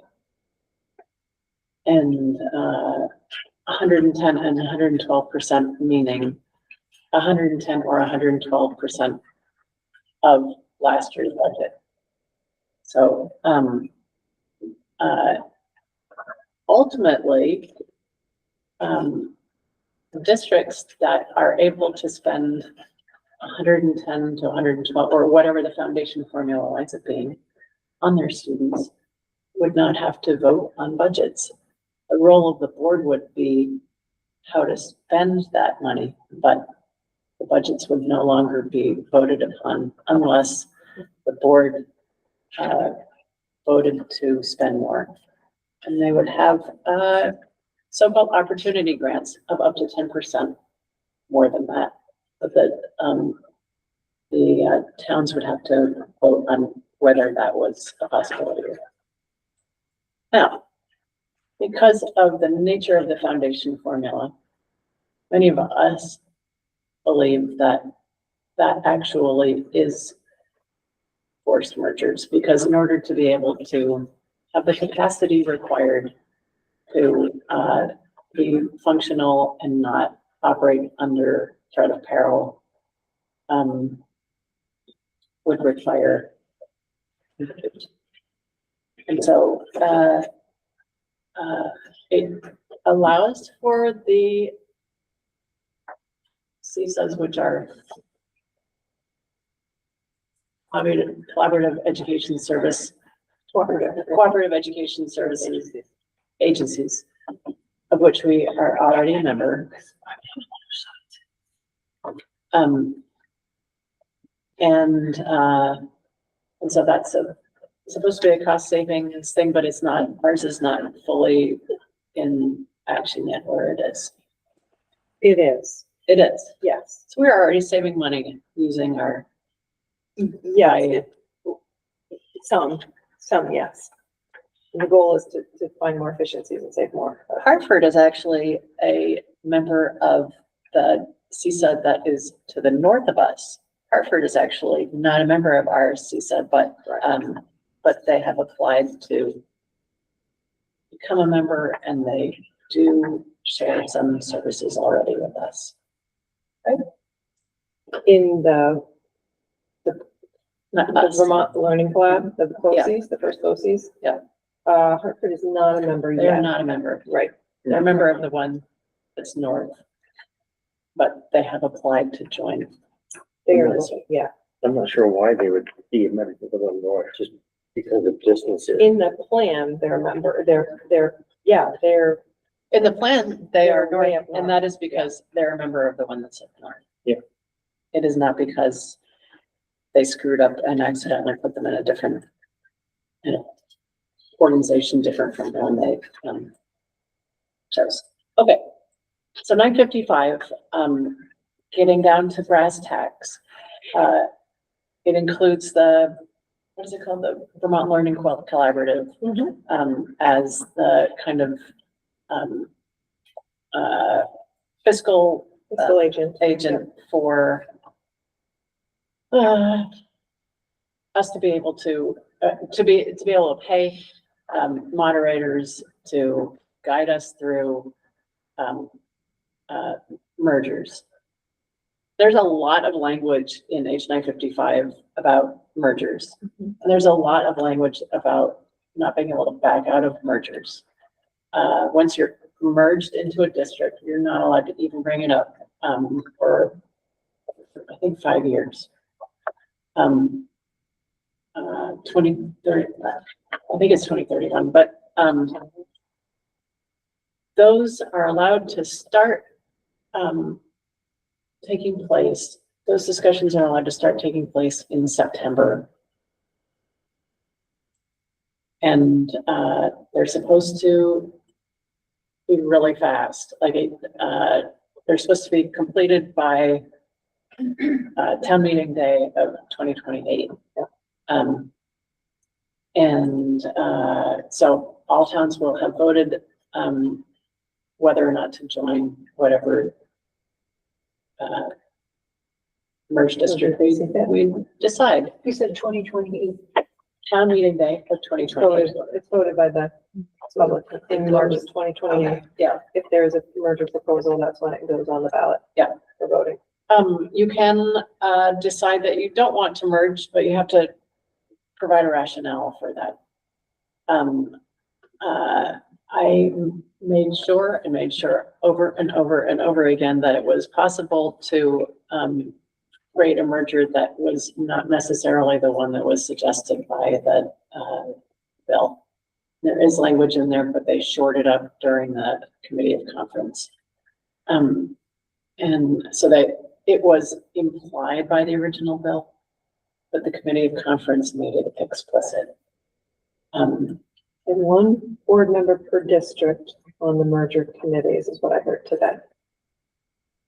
One board member per district on the Yeah. merger committee. That doesn't seem That's what I heard from Chelsea today. really, because that, But nobody has the final version yet. I know what I mean. There's gonna be a lot of unpacking. it said in the committee of conference that, for the purposes of this, a district and supervisory union are the same, are defined the same way. Yeah, I mean, it was asked by, superintendent in the supervisory union, and the question was, is it one supervisory union member or one member per district? I can Chelsea look it thought up really one board easily. member per district, so, but again, this is hot off the press, so. I can look it up very easily, because it would be in the committee of conference report, because that's where they did all of that extra work.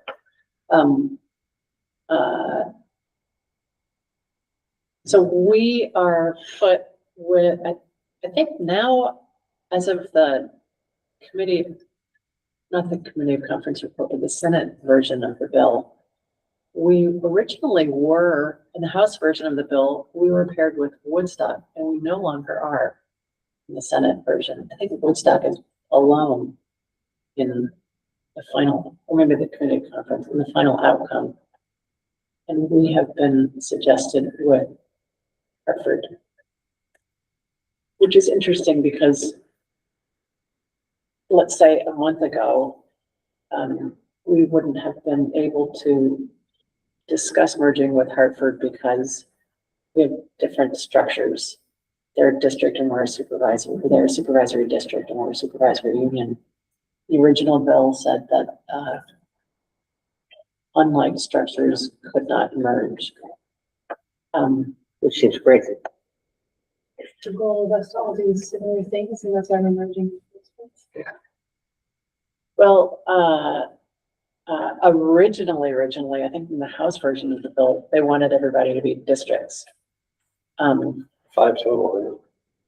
Well, that's the last bill. That's last year. No, earlier this year, it was gonna be, they asked there to be as many districts as possible. I'm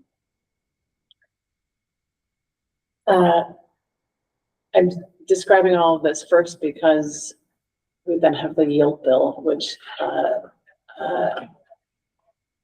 is really hard. It sets spending currently at 115.5% higher than last year. Last year's limit was 118%. And so, it doesn't sound like 3% is that big a difference, but it actually really is. And it is there are eight of the 10 districts in our state that would be most gravely impacted by this are in the Upper Valley. And they're all adjacent to each other. And in fact, the penalty is no less than 10 times penalties in the rest of the state for our area. In Woodstock, in the projections, based on this year's budget, Woodstock's penalty would be $1.2 million. For us, I believe it is now at 115.5%. I think it's like 800,000. 800,000 for Montesquieu. Yeah. And, 1.2 million for Heartland. Yeah. And 311,000 for Weathersfield, but I think I think Thetford is also another one that is just horribly, but Mountain Views, I think, is not very much anymore. well, Mountain Views, they were calculating it as something like $7 million because the bond was being calculated as part of student spending. 31,000 now. It's done to 31,000. Thanks for the other bond. Mountain View Elementary School District, 31,272. Yeah. I think Hartford has a great I case. see that, because it was, Yeah. are you looking at Windsor County? Whatever they sent me today. But I'll just sort of brief pause here, just a little interjection for the good of the order. It's important to remember that last year at 115%, I think we were only able to I think we were able to squeak under, and that was only with reduction in force. Yes. Windsor Central. So if that number drops and healthcare still increases and other costs out of our control still increase, that's. So The wrong count, 1.9 million, sorry. we pushed very, very, very hard to try to get there to be a way to appeal. And I was trying to get people to write letters to say, create a way for us to appeal so that we could look at whatever is causing these the extraordinary penalties in our area or the expenses in our area, however you want to frame it. Because there's obviously something going on here that we don't really understand. And it'd be great to be able to actually stop and look at it. They didn't even bring it up. I went back and watched all of the committee conference discussions and they didn't even bring it up. They have since said, well, we'll go back and revisit it in January, which we know will be too late. And so our three senators voted against it, if it matters to you. Our three senators voted against it. Everybody in our, everybody whose district would be affected by it, except for Charlie Kimball, voted against it. Charlie Kimball voted in favor of it.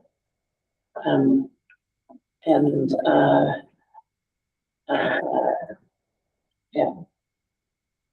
Well, he got what he wanted. He got what he wanted. The bond, which I think is gonna create an issue legally for the state, because it opens up, a, right to be treated equitably constitutional for other schools who have bonds, current bonds. But also, the bond didn't exist unless the state separated it. The bond didn't actually exist unless the state separated it from, and so had they not included, had they not done that, then we would have been able to have a merger discussion, which could have included, been completely different. But they didn't do that. They went with the separation, and so their bond does exist. And so that regional high school aspect of discussions no longer exists. But it sets up the ability of any other school who wants to build a new school. If the legislature doesn't approve the separation, then that's not equitable. So let's just create ourselves. Let's have the state create a trap for itself. So anyway, the yield bill, is something we need to be, speaking of budgeting. We do need to have have a discussion about what we hold sacred. And what's required by law. Yeah.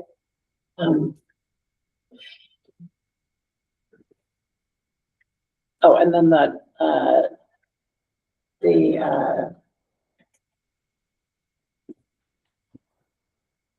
I guess I could share it at the SU board meeting, but Oh, by the way, we're being serenaded. Their sleepover. Excuse me.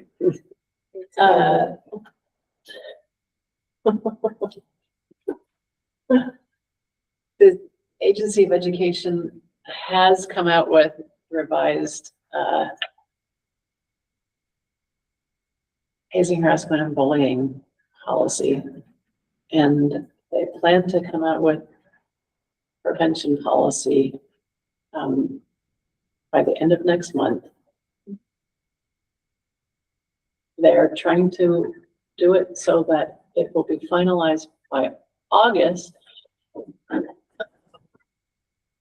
what's important about it, my telling you that, is that it is a model policy, but actually, so theoretically, it's for boards to adopt or alter however they wish. But actually, it is the rule by which schools must operate starting August 1st. So it's really unfortunate that they have, and we talked about that at the meeting today, that their plan is to roll it out in August, even though it won't be finalized and the prevention piece won't be finalized, and you won't necessarily be able to put it in the tools that they plan to develop to go along with it, which include plain language that's readable. That won't be developed until later. So you won't be able to put it in handbooks right away, but eventually you will. Yeah, which is good news. Which is good news. Yeah. And yeah, and there was also another bill, the miscellaneous education bill, at the last minute included a full revision of the hazing, harassment, and bullying advisory council. It added a bunch of new members, which actually are really great. And it changed their charge, and that should be signed into law. It must be signed into law in the next 5 days. So, yeah, that's it. I think that's it. Yeah, appreciate the updates, Elizabeth. And just to kind of summarize succinctly, I think maybe the two, no, and well, I appreciate you've been there, so I think getting like the broad range of detail and some of the history of where this has come from and where it landed, and it is really important. The two things that I want to point out, just make really clear for us and then for anybody who's watching this and how we approach this going forward, is that functionally, and please feel free to cut and correct me if I'm misspeaking here, but my understanding is that we have in H955 a timeline that compels us to be operationalizing mergers by town meeting day 2028. Yes, and one more thing. Sure. Sorry, the class size implementation committee of the State Board of Education met today. And one of the things that came out of that was that somewhere in there, once we enter into discussions about mergers, the class size minimums are suspended until the merger discussions are completed. Yeah, I agree. It's good to also know. Yeah. So functionally, H 55, town meeting day 2028, we need to be, the rubber needs to be hitting the road on district mergers under that plan. Running on another parallel rail, we have the yield bill, which is dropping the ceiling, an already low ceiling, even lower on us. Yeah. With the excess spending threshold, which I, maybe somewhat flippantly, we'll just call the spending threshold because there's nothing excess about it, in my opinion. And the mechanism that I understand that we have right now to be able to get under that without having to make probably force and program cuts, to be really frank about it, is to merge with people on a timeline that is a year shorter than we're being compelled to. You know, Give or take. I was thinking about it, like, what can we do? Yeah. If those legislators, are serious about finding a way to help us, we could not have our budget pass on town meeting day and get an extension, for the budget. That is one thing that we could do. What do you mean an extension? Well, for example, if the budget was voted down, we would, the budget simply has to be passed by, June 30th, I believe. 30th. Yeah, it goes into effect on July 1st. This would bring into play that we can maybe do something by January. Right. We're talking about now. Yeah. If you didn't have a budget by that timeline, you'd operate on 87% of your current budget. 87%, yeah. So you would essentially you could borrow money up to 87% of your budget. Right. Which, is that worse or better than Well, what we have to reduce? I mean, in fairness, you could borrow up to 87% of your budget so that you can keep going Yes. until your budget does pass. Yep. So it's not as though your whole budget's getting cut down to 87% of its Yeah, previous year. right. It To is stop that, that. It is. yeah. Yeah. So, what I tried to explain on the House floor was that it's not just the penalty that we incurred this year. It's not just that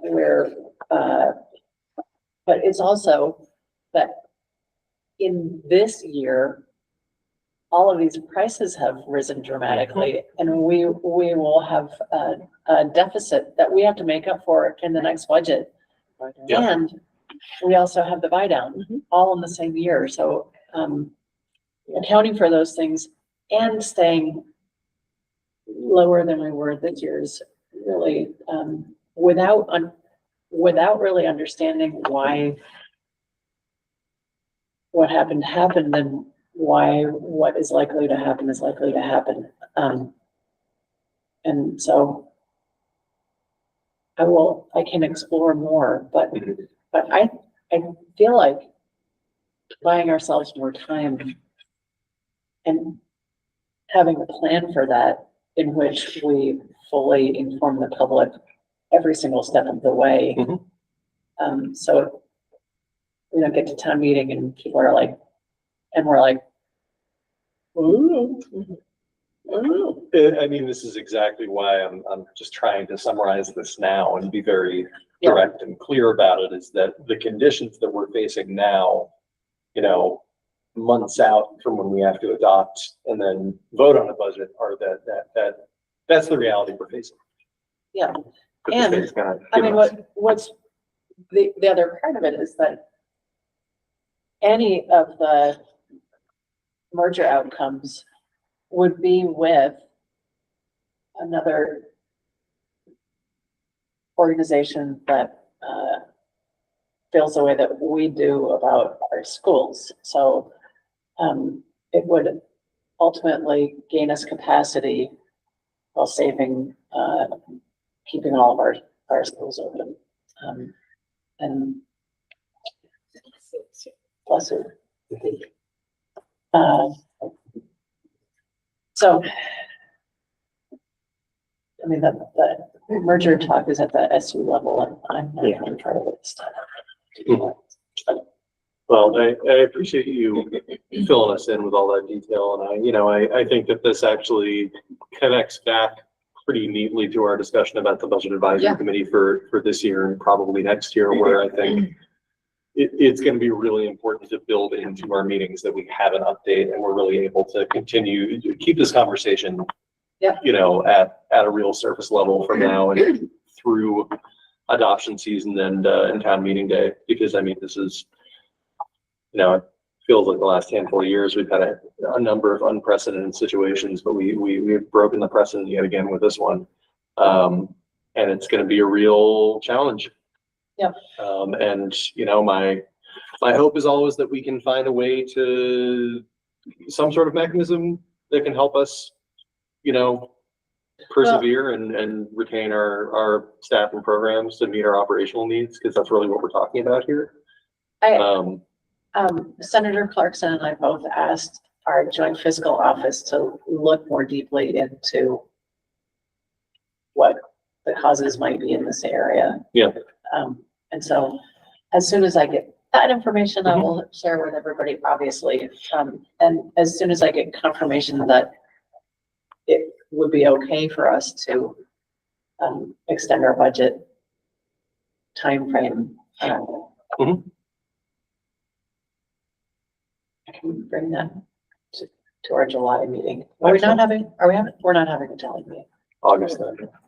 I won't be there. Okay, September. You can let us know and we can share that. All right, well, thank you, Elizabeth, and thanks everyone for taking part in this. We will keep it up there. I just, I think it's really important just to be direct that it's not a good situation. Yeah. It's not, and we're kind of between a rock and a hard place on it when it comes to the decisions that we get to make. So, my hope is just that there will be some good news, but in the present moment, I just don't want to be, naive about it. There isn't a whole lot of good news. Yeah. So, Absolutely. all right. Any more discussion comments on this before we move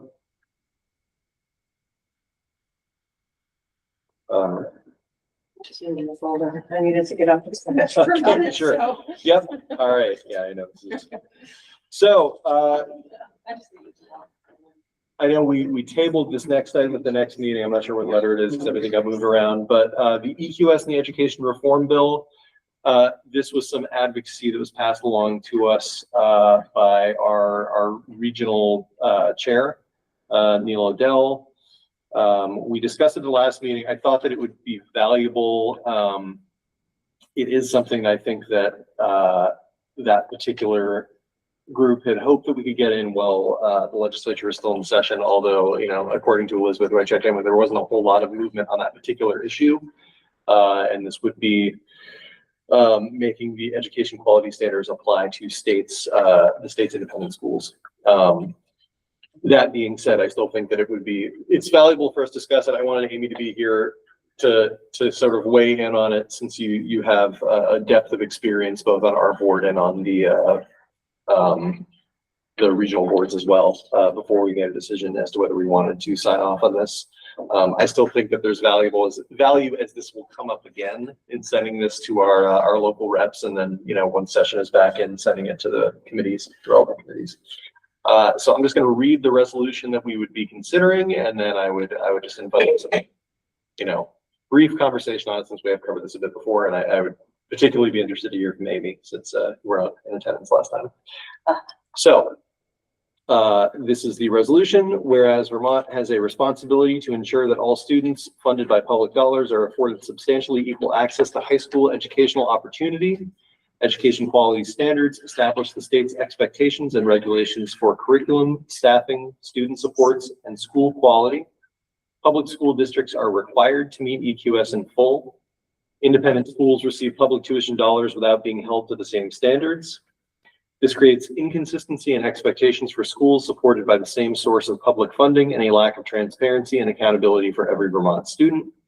Resolved that, and this would say the Mount Scottney School Board formally calls upon the legislatures to incorporate as part of its broader education reform efforts, a statewide policy requiring that all independent schools receiving public tuition dollars meet Vermont's education quality standards.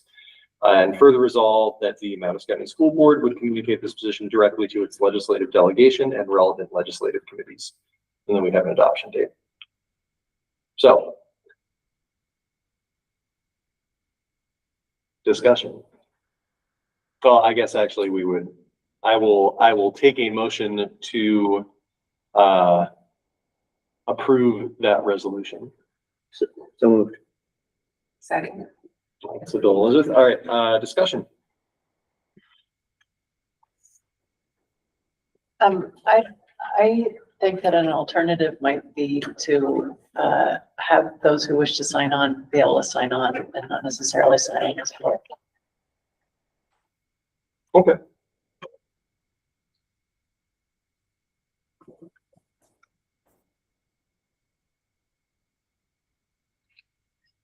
So I guess And we have a motion. we do. And so,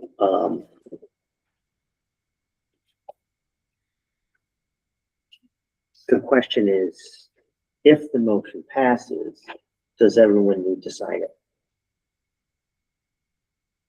If the motion passes, it's as a board, Right. right? If the motion doesn't pass, we could then have a motion to have individuals sign. I think that is a good alternative. I would support that. Elizabeth, or Liz, sorry. Full name comes up. Yeah, I spoke about this a lot last time, so I'm not going to take everyone's time up, but I just personally feel that it's too broad and doesn't come with enough information about what consequences would actually be for the schools in question. I know we had a lot of discussion about transparency, and I think there are some pieces I agree with, and some pieces we don't know the impact of our actions if we sign this. And I just think we're talking about two different educational models, and I think we can be advocates for public schools without, and would still recognize that independent schools often fill a role that public schools aren't filling. It doesn't have to be either or. And I don't want to cause harm to things that are working for people. I just don't think there's enough information. That's my take on it. I won't keep discussing it over and over again like last time, but it's just how I feel. All right, thank you, Liz. Amy?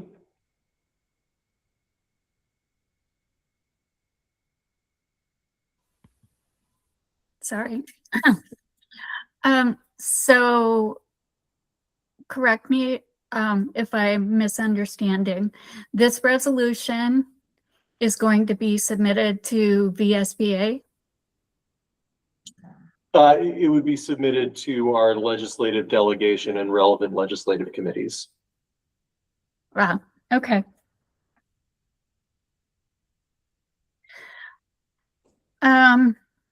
So the Vermont School Board Association might even have a resolution like this. I know that for all of the years that I was involved on the board with VSBA, we cared very deeply that and promoted, encouraged legislation to the fact that anything that was required of a public school needed to be required of an independent school, which would include the education quality standards. And there has been significant conversation about that for quite a few years now. Amy, can I clarify? Can I ask a clarifying question?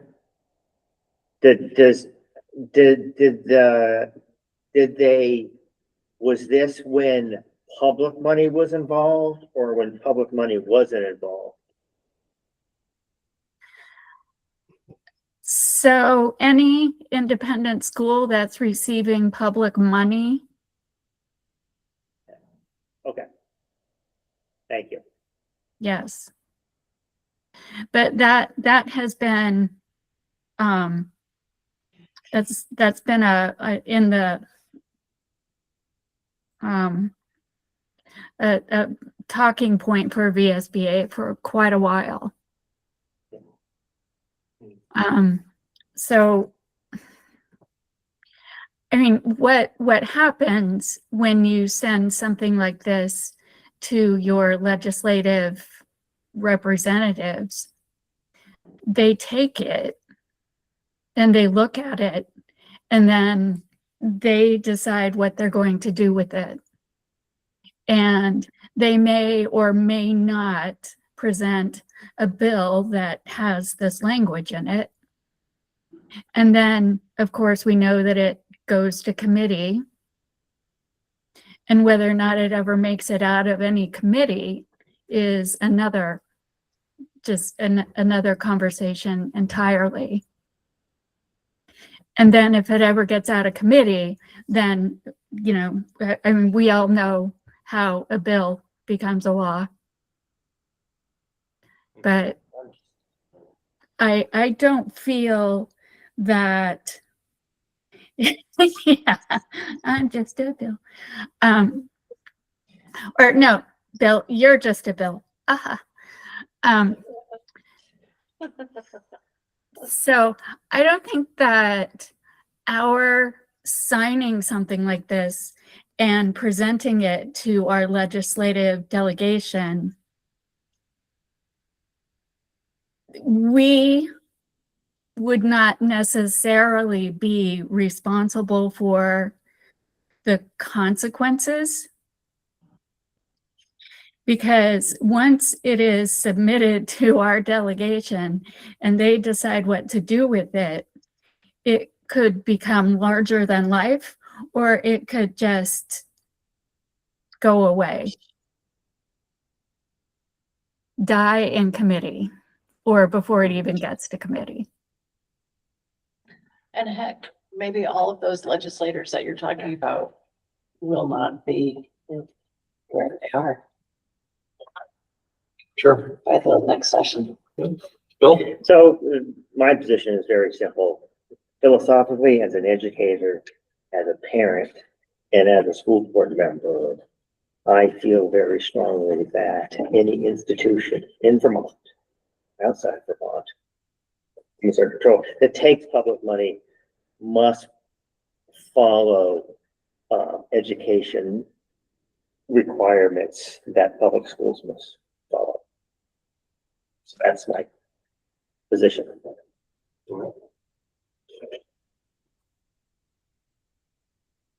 Any other comments before I? I agree with them. I think that we have to be held to the standard. I think that we're getting public. Mhm. So I'll note too, I mean, I think I fall along the same lines. I think that particularly in the fiscal environment that is being handed to us, it's the principle is already there for me. It's, I think, even harder to stomach the concept of state money going to independent institutions that are not facing the same kinds of really overwhelming pressures that we are to adhere to things like EQS and state standards and oversight that I think is necessary for a public system. And I think that to me, it doesn't do a service to improve the public system and improve the quality, the quality of offerings and the variety of offerings.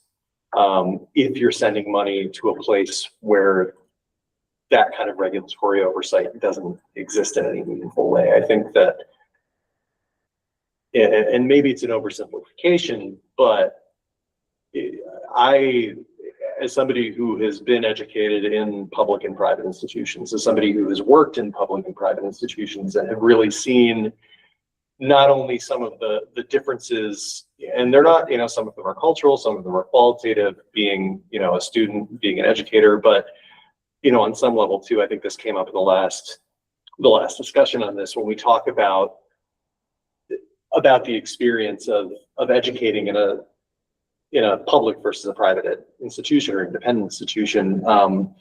A lot of the quality standards around how you have to compensate your staff or the kind of benefits that you offer. I mean, that's another really important consideration. I mean, I and people who I know have kind of seen both sides of that, and it is a really starkly different picture. And that, in my own direct experience, that can wildly impact the quality of instruction that we get to.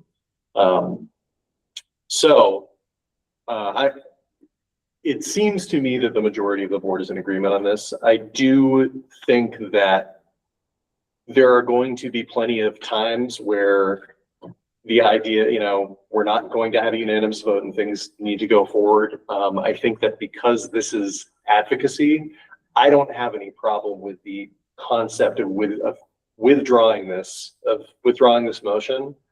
And then I think outside of that, just having a letter that goes out that folks are free to sign on to, that isn't under the auspices of being official to the board.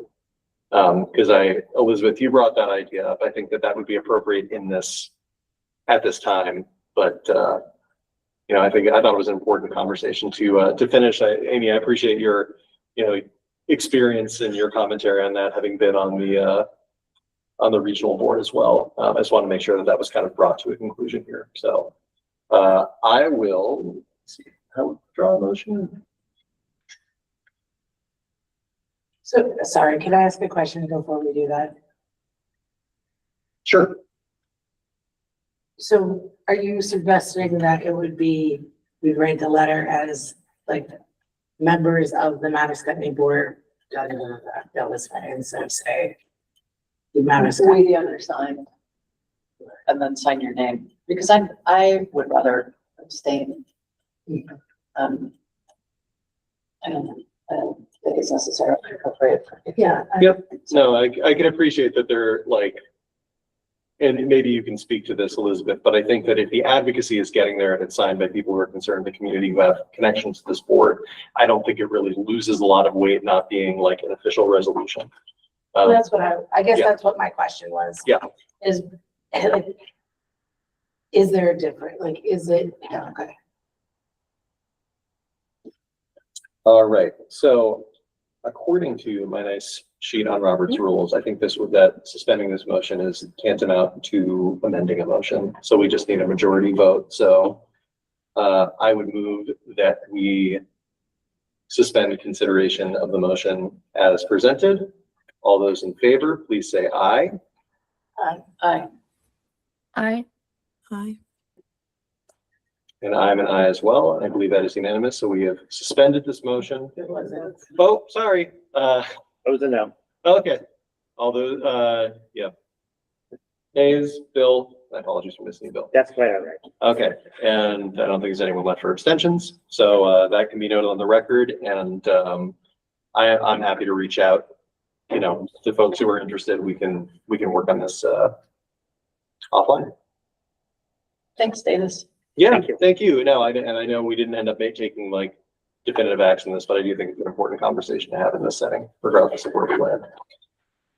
All right. So, we are on to ABS roof RFP, per capital plan. As a Okay. request for proposal. So, in the 5-year capital plan, the estimate for the new roof at Albert Bridge was $180,000. We did put out an RFP. It was out for 2 weeks. We got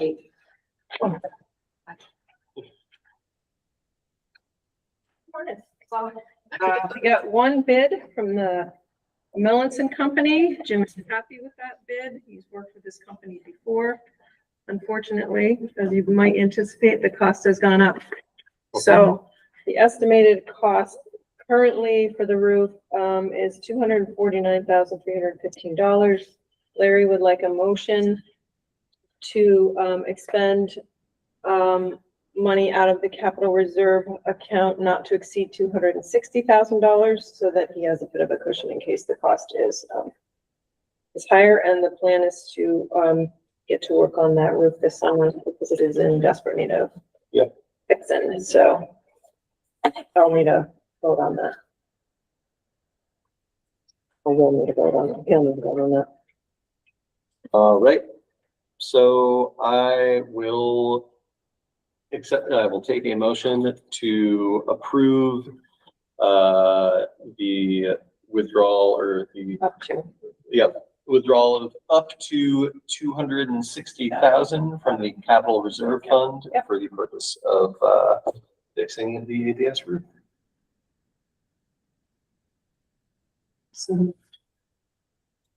Second. All right, discussion. Hope there's not a lot, because that's all I know. Yeah. Any discussion? Bill, did you had something just kind of ancillary to this that you wanted to voice? What I have to discuss is irrelevant if we don't approve this. Okay. So if we approve it, then I just have something quick. If you just say it now, it's just discussion, then we'll have it Oh, okay. fresh in our minds. One of my concerns, is in planning for this construction, before all the teachers and staff go away, around ADS needs to be cleaned up. Mhm. And so, I am hoping that that gets addressed by Jim and the other people, but I'm also offering my help because I know some things need to be moved. I have the equipment to move it. There's trailers that need to be moved. There's maybe some planting beds that need to be moved. And so if that needs to be done, I'm close by with the equipment to help Thank you. make that happen. Because all that stuff can't be there Yep. during a roof removal and construction. All right. So I think that needs to be done if we approve this, and I have no idea how we can't not approve it.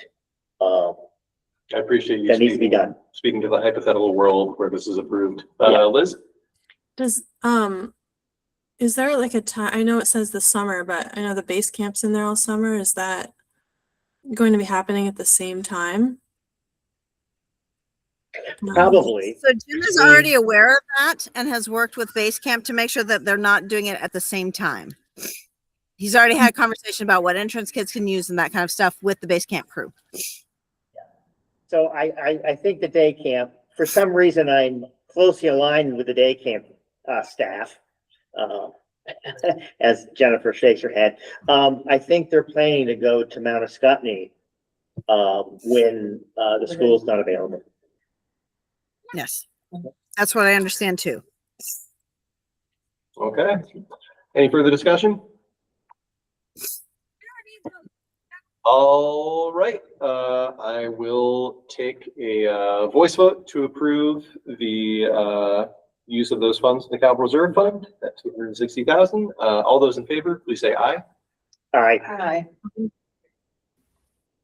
And I'm an aye as well. Any opposed? Not being presumptuous, just aye. And any abstentions? Okay, so unanimous, we have approved the use of those funds, and now the things that Bill said can and should happen, so they're out there more. Okay, So thanks for bringing those up. if Jennifer wants to reach out to me, if Jennifer and or Jim wants to reach out to me, I'm quite happy to help and get some of that stuff done. Thank you. Thank you. You're welcome. Okay. Let's see, we're on to new hire. That's Tracy. Yeah. I have some updates and then a hire for you to approve. Some SU updates. We, I think at the SU board, you'll hear about Angela Kempton being hired as an SEI for the building and Laura Taylor as an interventionist, but those will come from Jen Halls, just to give you an update. Jillian Moore, who's appearing in us as I speak, is moving with your approval, moving from the classroom to, intervention. She's been wanting to make that move. She, has been, I think, in the classroom for 10 years and really wants to join our intervention team. I'm happy for her. I never want to stop professional growth, but she was a void, right, for us. And so we even posted as an anticipated position for elementary and then move to intervention. And pending title funds. Pending title funds. We're getting close. Yeah. We're getting close on that.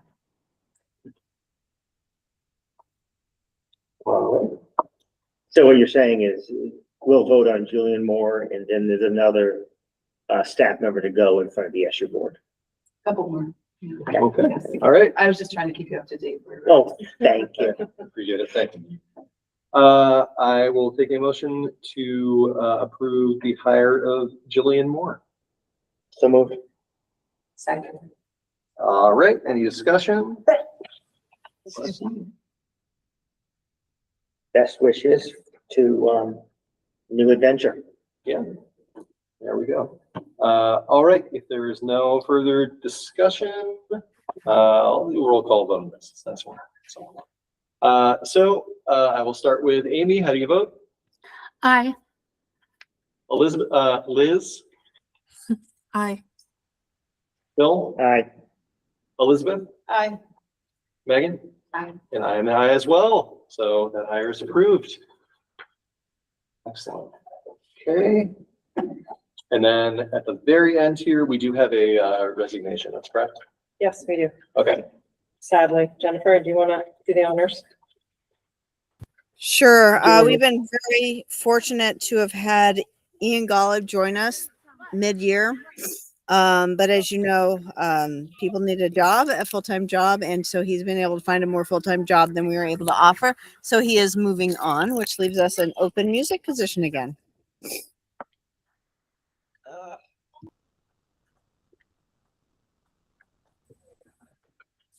That's Reality. a huge bump. Yeah. This is Ian. Yes. And go up. Okay. And we need to approve? or We do are we because he just- signed a contract and the board has to, let He him know. signed the contract? Okay. Right. So I will take a motion to accept, or I should say, to approve the resignation of Ian Golub. So moved. All right. Discussion. I would love no less to force him to stay, but if we can offer someone a full-time position, I think that professionally and sympathetically, I'm going to vote yes. So I understand that, since we're having a discussion. Yeah. Mhm. I understand that he's gone. He's already been hired someplace else, but is there no way that we could share that position with with Windsor somehow or another? We're talking school? about that as an idea. We're certainly talking about that, and Tracy and I are going to meet tomorrow and see if there's any ideas that we might be able to come up with. This is just gonna keep happening over and over again. Yes. Yep. Any further discussion? I want to wish Ian all the best. I mean, I've heard so many great things about the music program this year, including the beginning of this meeting.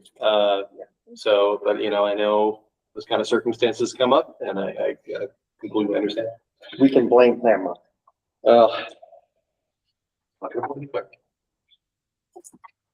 We can't if we want. Hope we can, Alright. and I will. Elementary? Middle school. Yeah. All right. So, all right. Nothing. I'm gonna take a roll call vote to approve the resignation of Ian Golub, starting with Amy. How do you vote? Aye. Liz, Aye. Bill, Aye. Elizabeth, Megan, Aye. and I am an I as well, so that is approved. And all the best of luck to Ian. And that brings us to the end of our agenda. I appreciate. Oh, I was sitting here and realized I have a new hire, but I didn't think about it in that manner because it felt like a change in Theo. It's not a It's not? Okay. No, well, you could tell him. He's Go ahead. You brought it up. Tell us. We hired him to do the planning room. Okay, outstanding. excellent. Excellent. Yeah, I'm really glad to So hear it's that. good news. That's Yeah. great news. Okay, Good. thank you for sharing So that. some Good bad news. news. He's We need, an equity coach and practicing restorative business. It would be great. Excellent. Really Got it. great. Yeah, really glad to Good. hear that he'll be around. yeah, totally. Absolutely. All right, setting the next agenda. Well, we know BAC, but, So we're not meeting in July at all? So I won't see you all until September. well, you can come visit anytime. We'll be here. Maybe you and I can get together and enjoy and chit chat. Yeah. Because the thing is that we would need to start thinking about our budget. Right? Well, we first have to work on the SU. I mean, the SU budget usually comes first, right? And that's September, early October, and then there starts in October, November on the local budgets, but I think September. I'll join you if I can buy the first round. Okay. Definitely.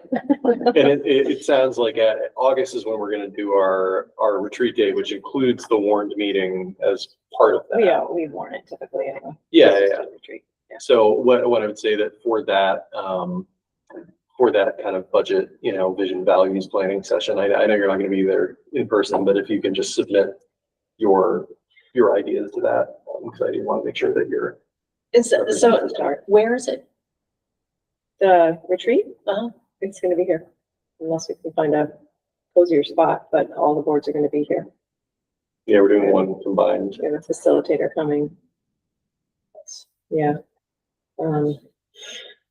Presenting some information, around, numbers, what they look like. Potentially, if we were a single district, we can ask to look at what those numbers would look like. Mhm. So just a preliminary, and then talk about what would be next. And I think our individual board portion of that would be maybe a slightly truncated version of what we typically do, where we go through the work plan. Go Or through you're doing the carousel? No, not, well, a little bit, yeah, but yeah, we've got some ideas. We want to make it really work. So, it'll be good. Or the jury's out. We're gonna try it. Were you a part of, were you here when? I was here until 11:30 at night. Yeah, that did not work well, but And the thing about it was that there were like, votes that had to be taken about the board, Yeah. at each board. And they weren't like, it wasn't like a lit match that had to go light all the matches, but all the boards did have to then come, as I It was- recall, yeah, had to come back to the SU board, then go back to individual boards and vote on other, it was like, it's a little funky, but we're gonna try it and make it better. So that's pretty much the agenda for next. for now, but meeting, right? yeah, Yeah, well, I'm sure other things will come up. Yep. Between now and then, so. and I will, just for that, the EQS education reform bill, I'll find a way just to get that out there, and folks who are interested in signing on to it, they're open. But that isn't official board business, so I don't think that's. Send it to Lori and she could do it. We don't decide if we want. Okay, yeah, if we can facilitate it that way, I think that works well. We'll just remove the Yep. board. Yep. Resolution language, should say be the undersigned. Okay, cool. All right. Hey, I still have to adjourn this, right? All right, item 8, adjournment. All those in favor, to adjourn this meeting, please indicate by saying aye. Aye. Aye. Opposed? All right, fantastic. We are adjourning this meeting at 9:13 PM. Thank you so much for,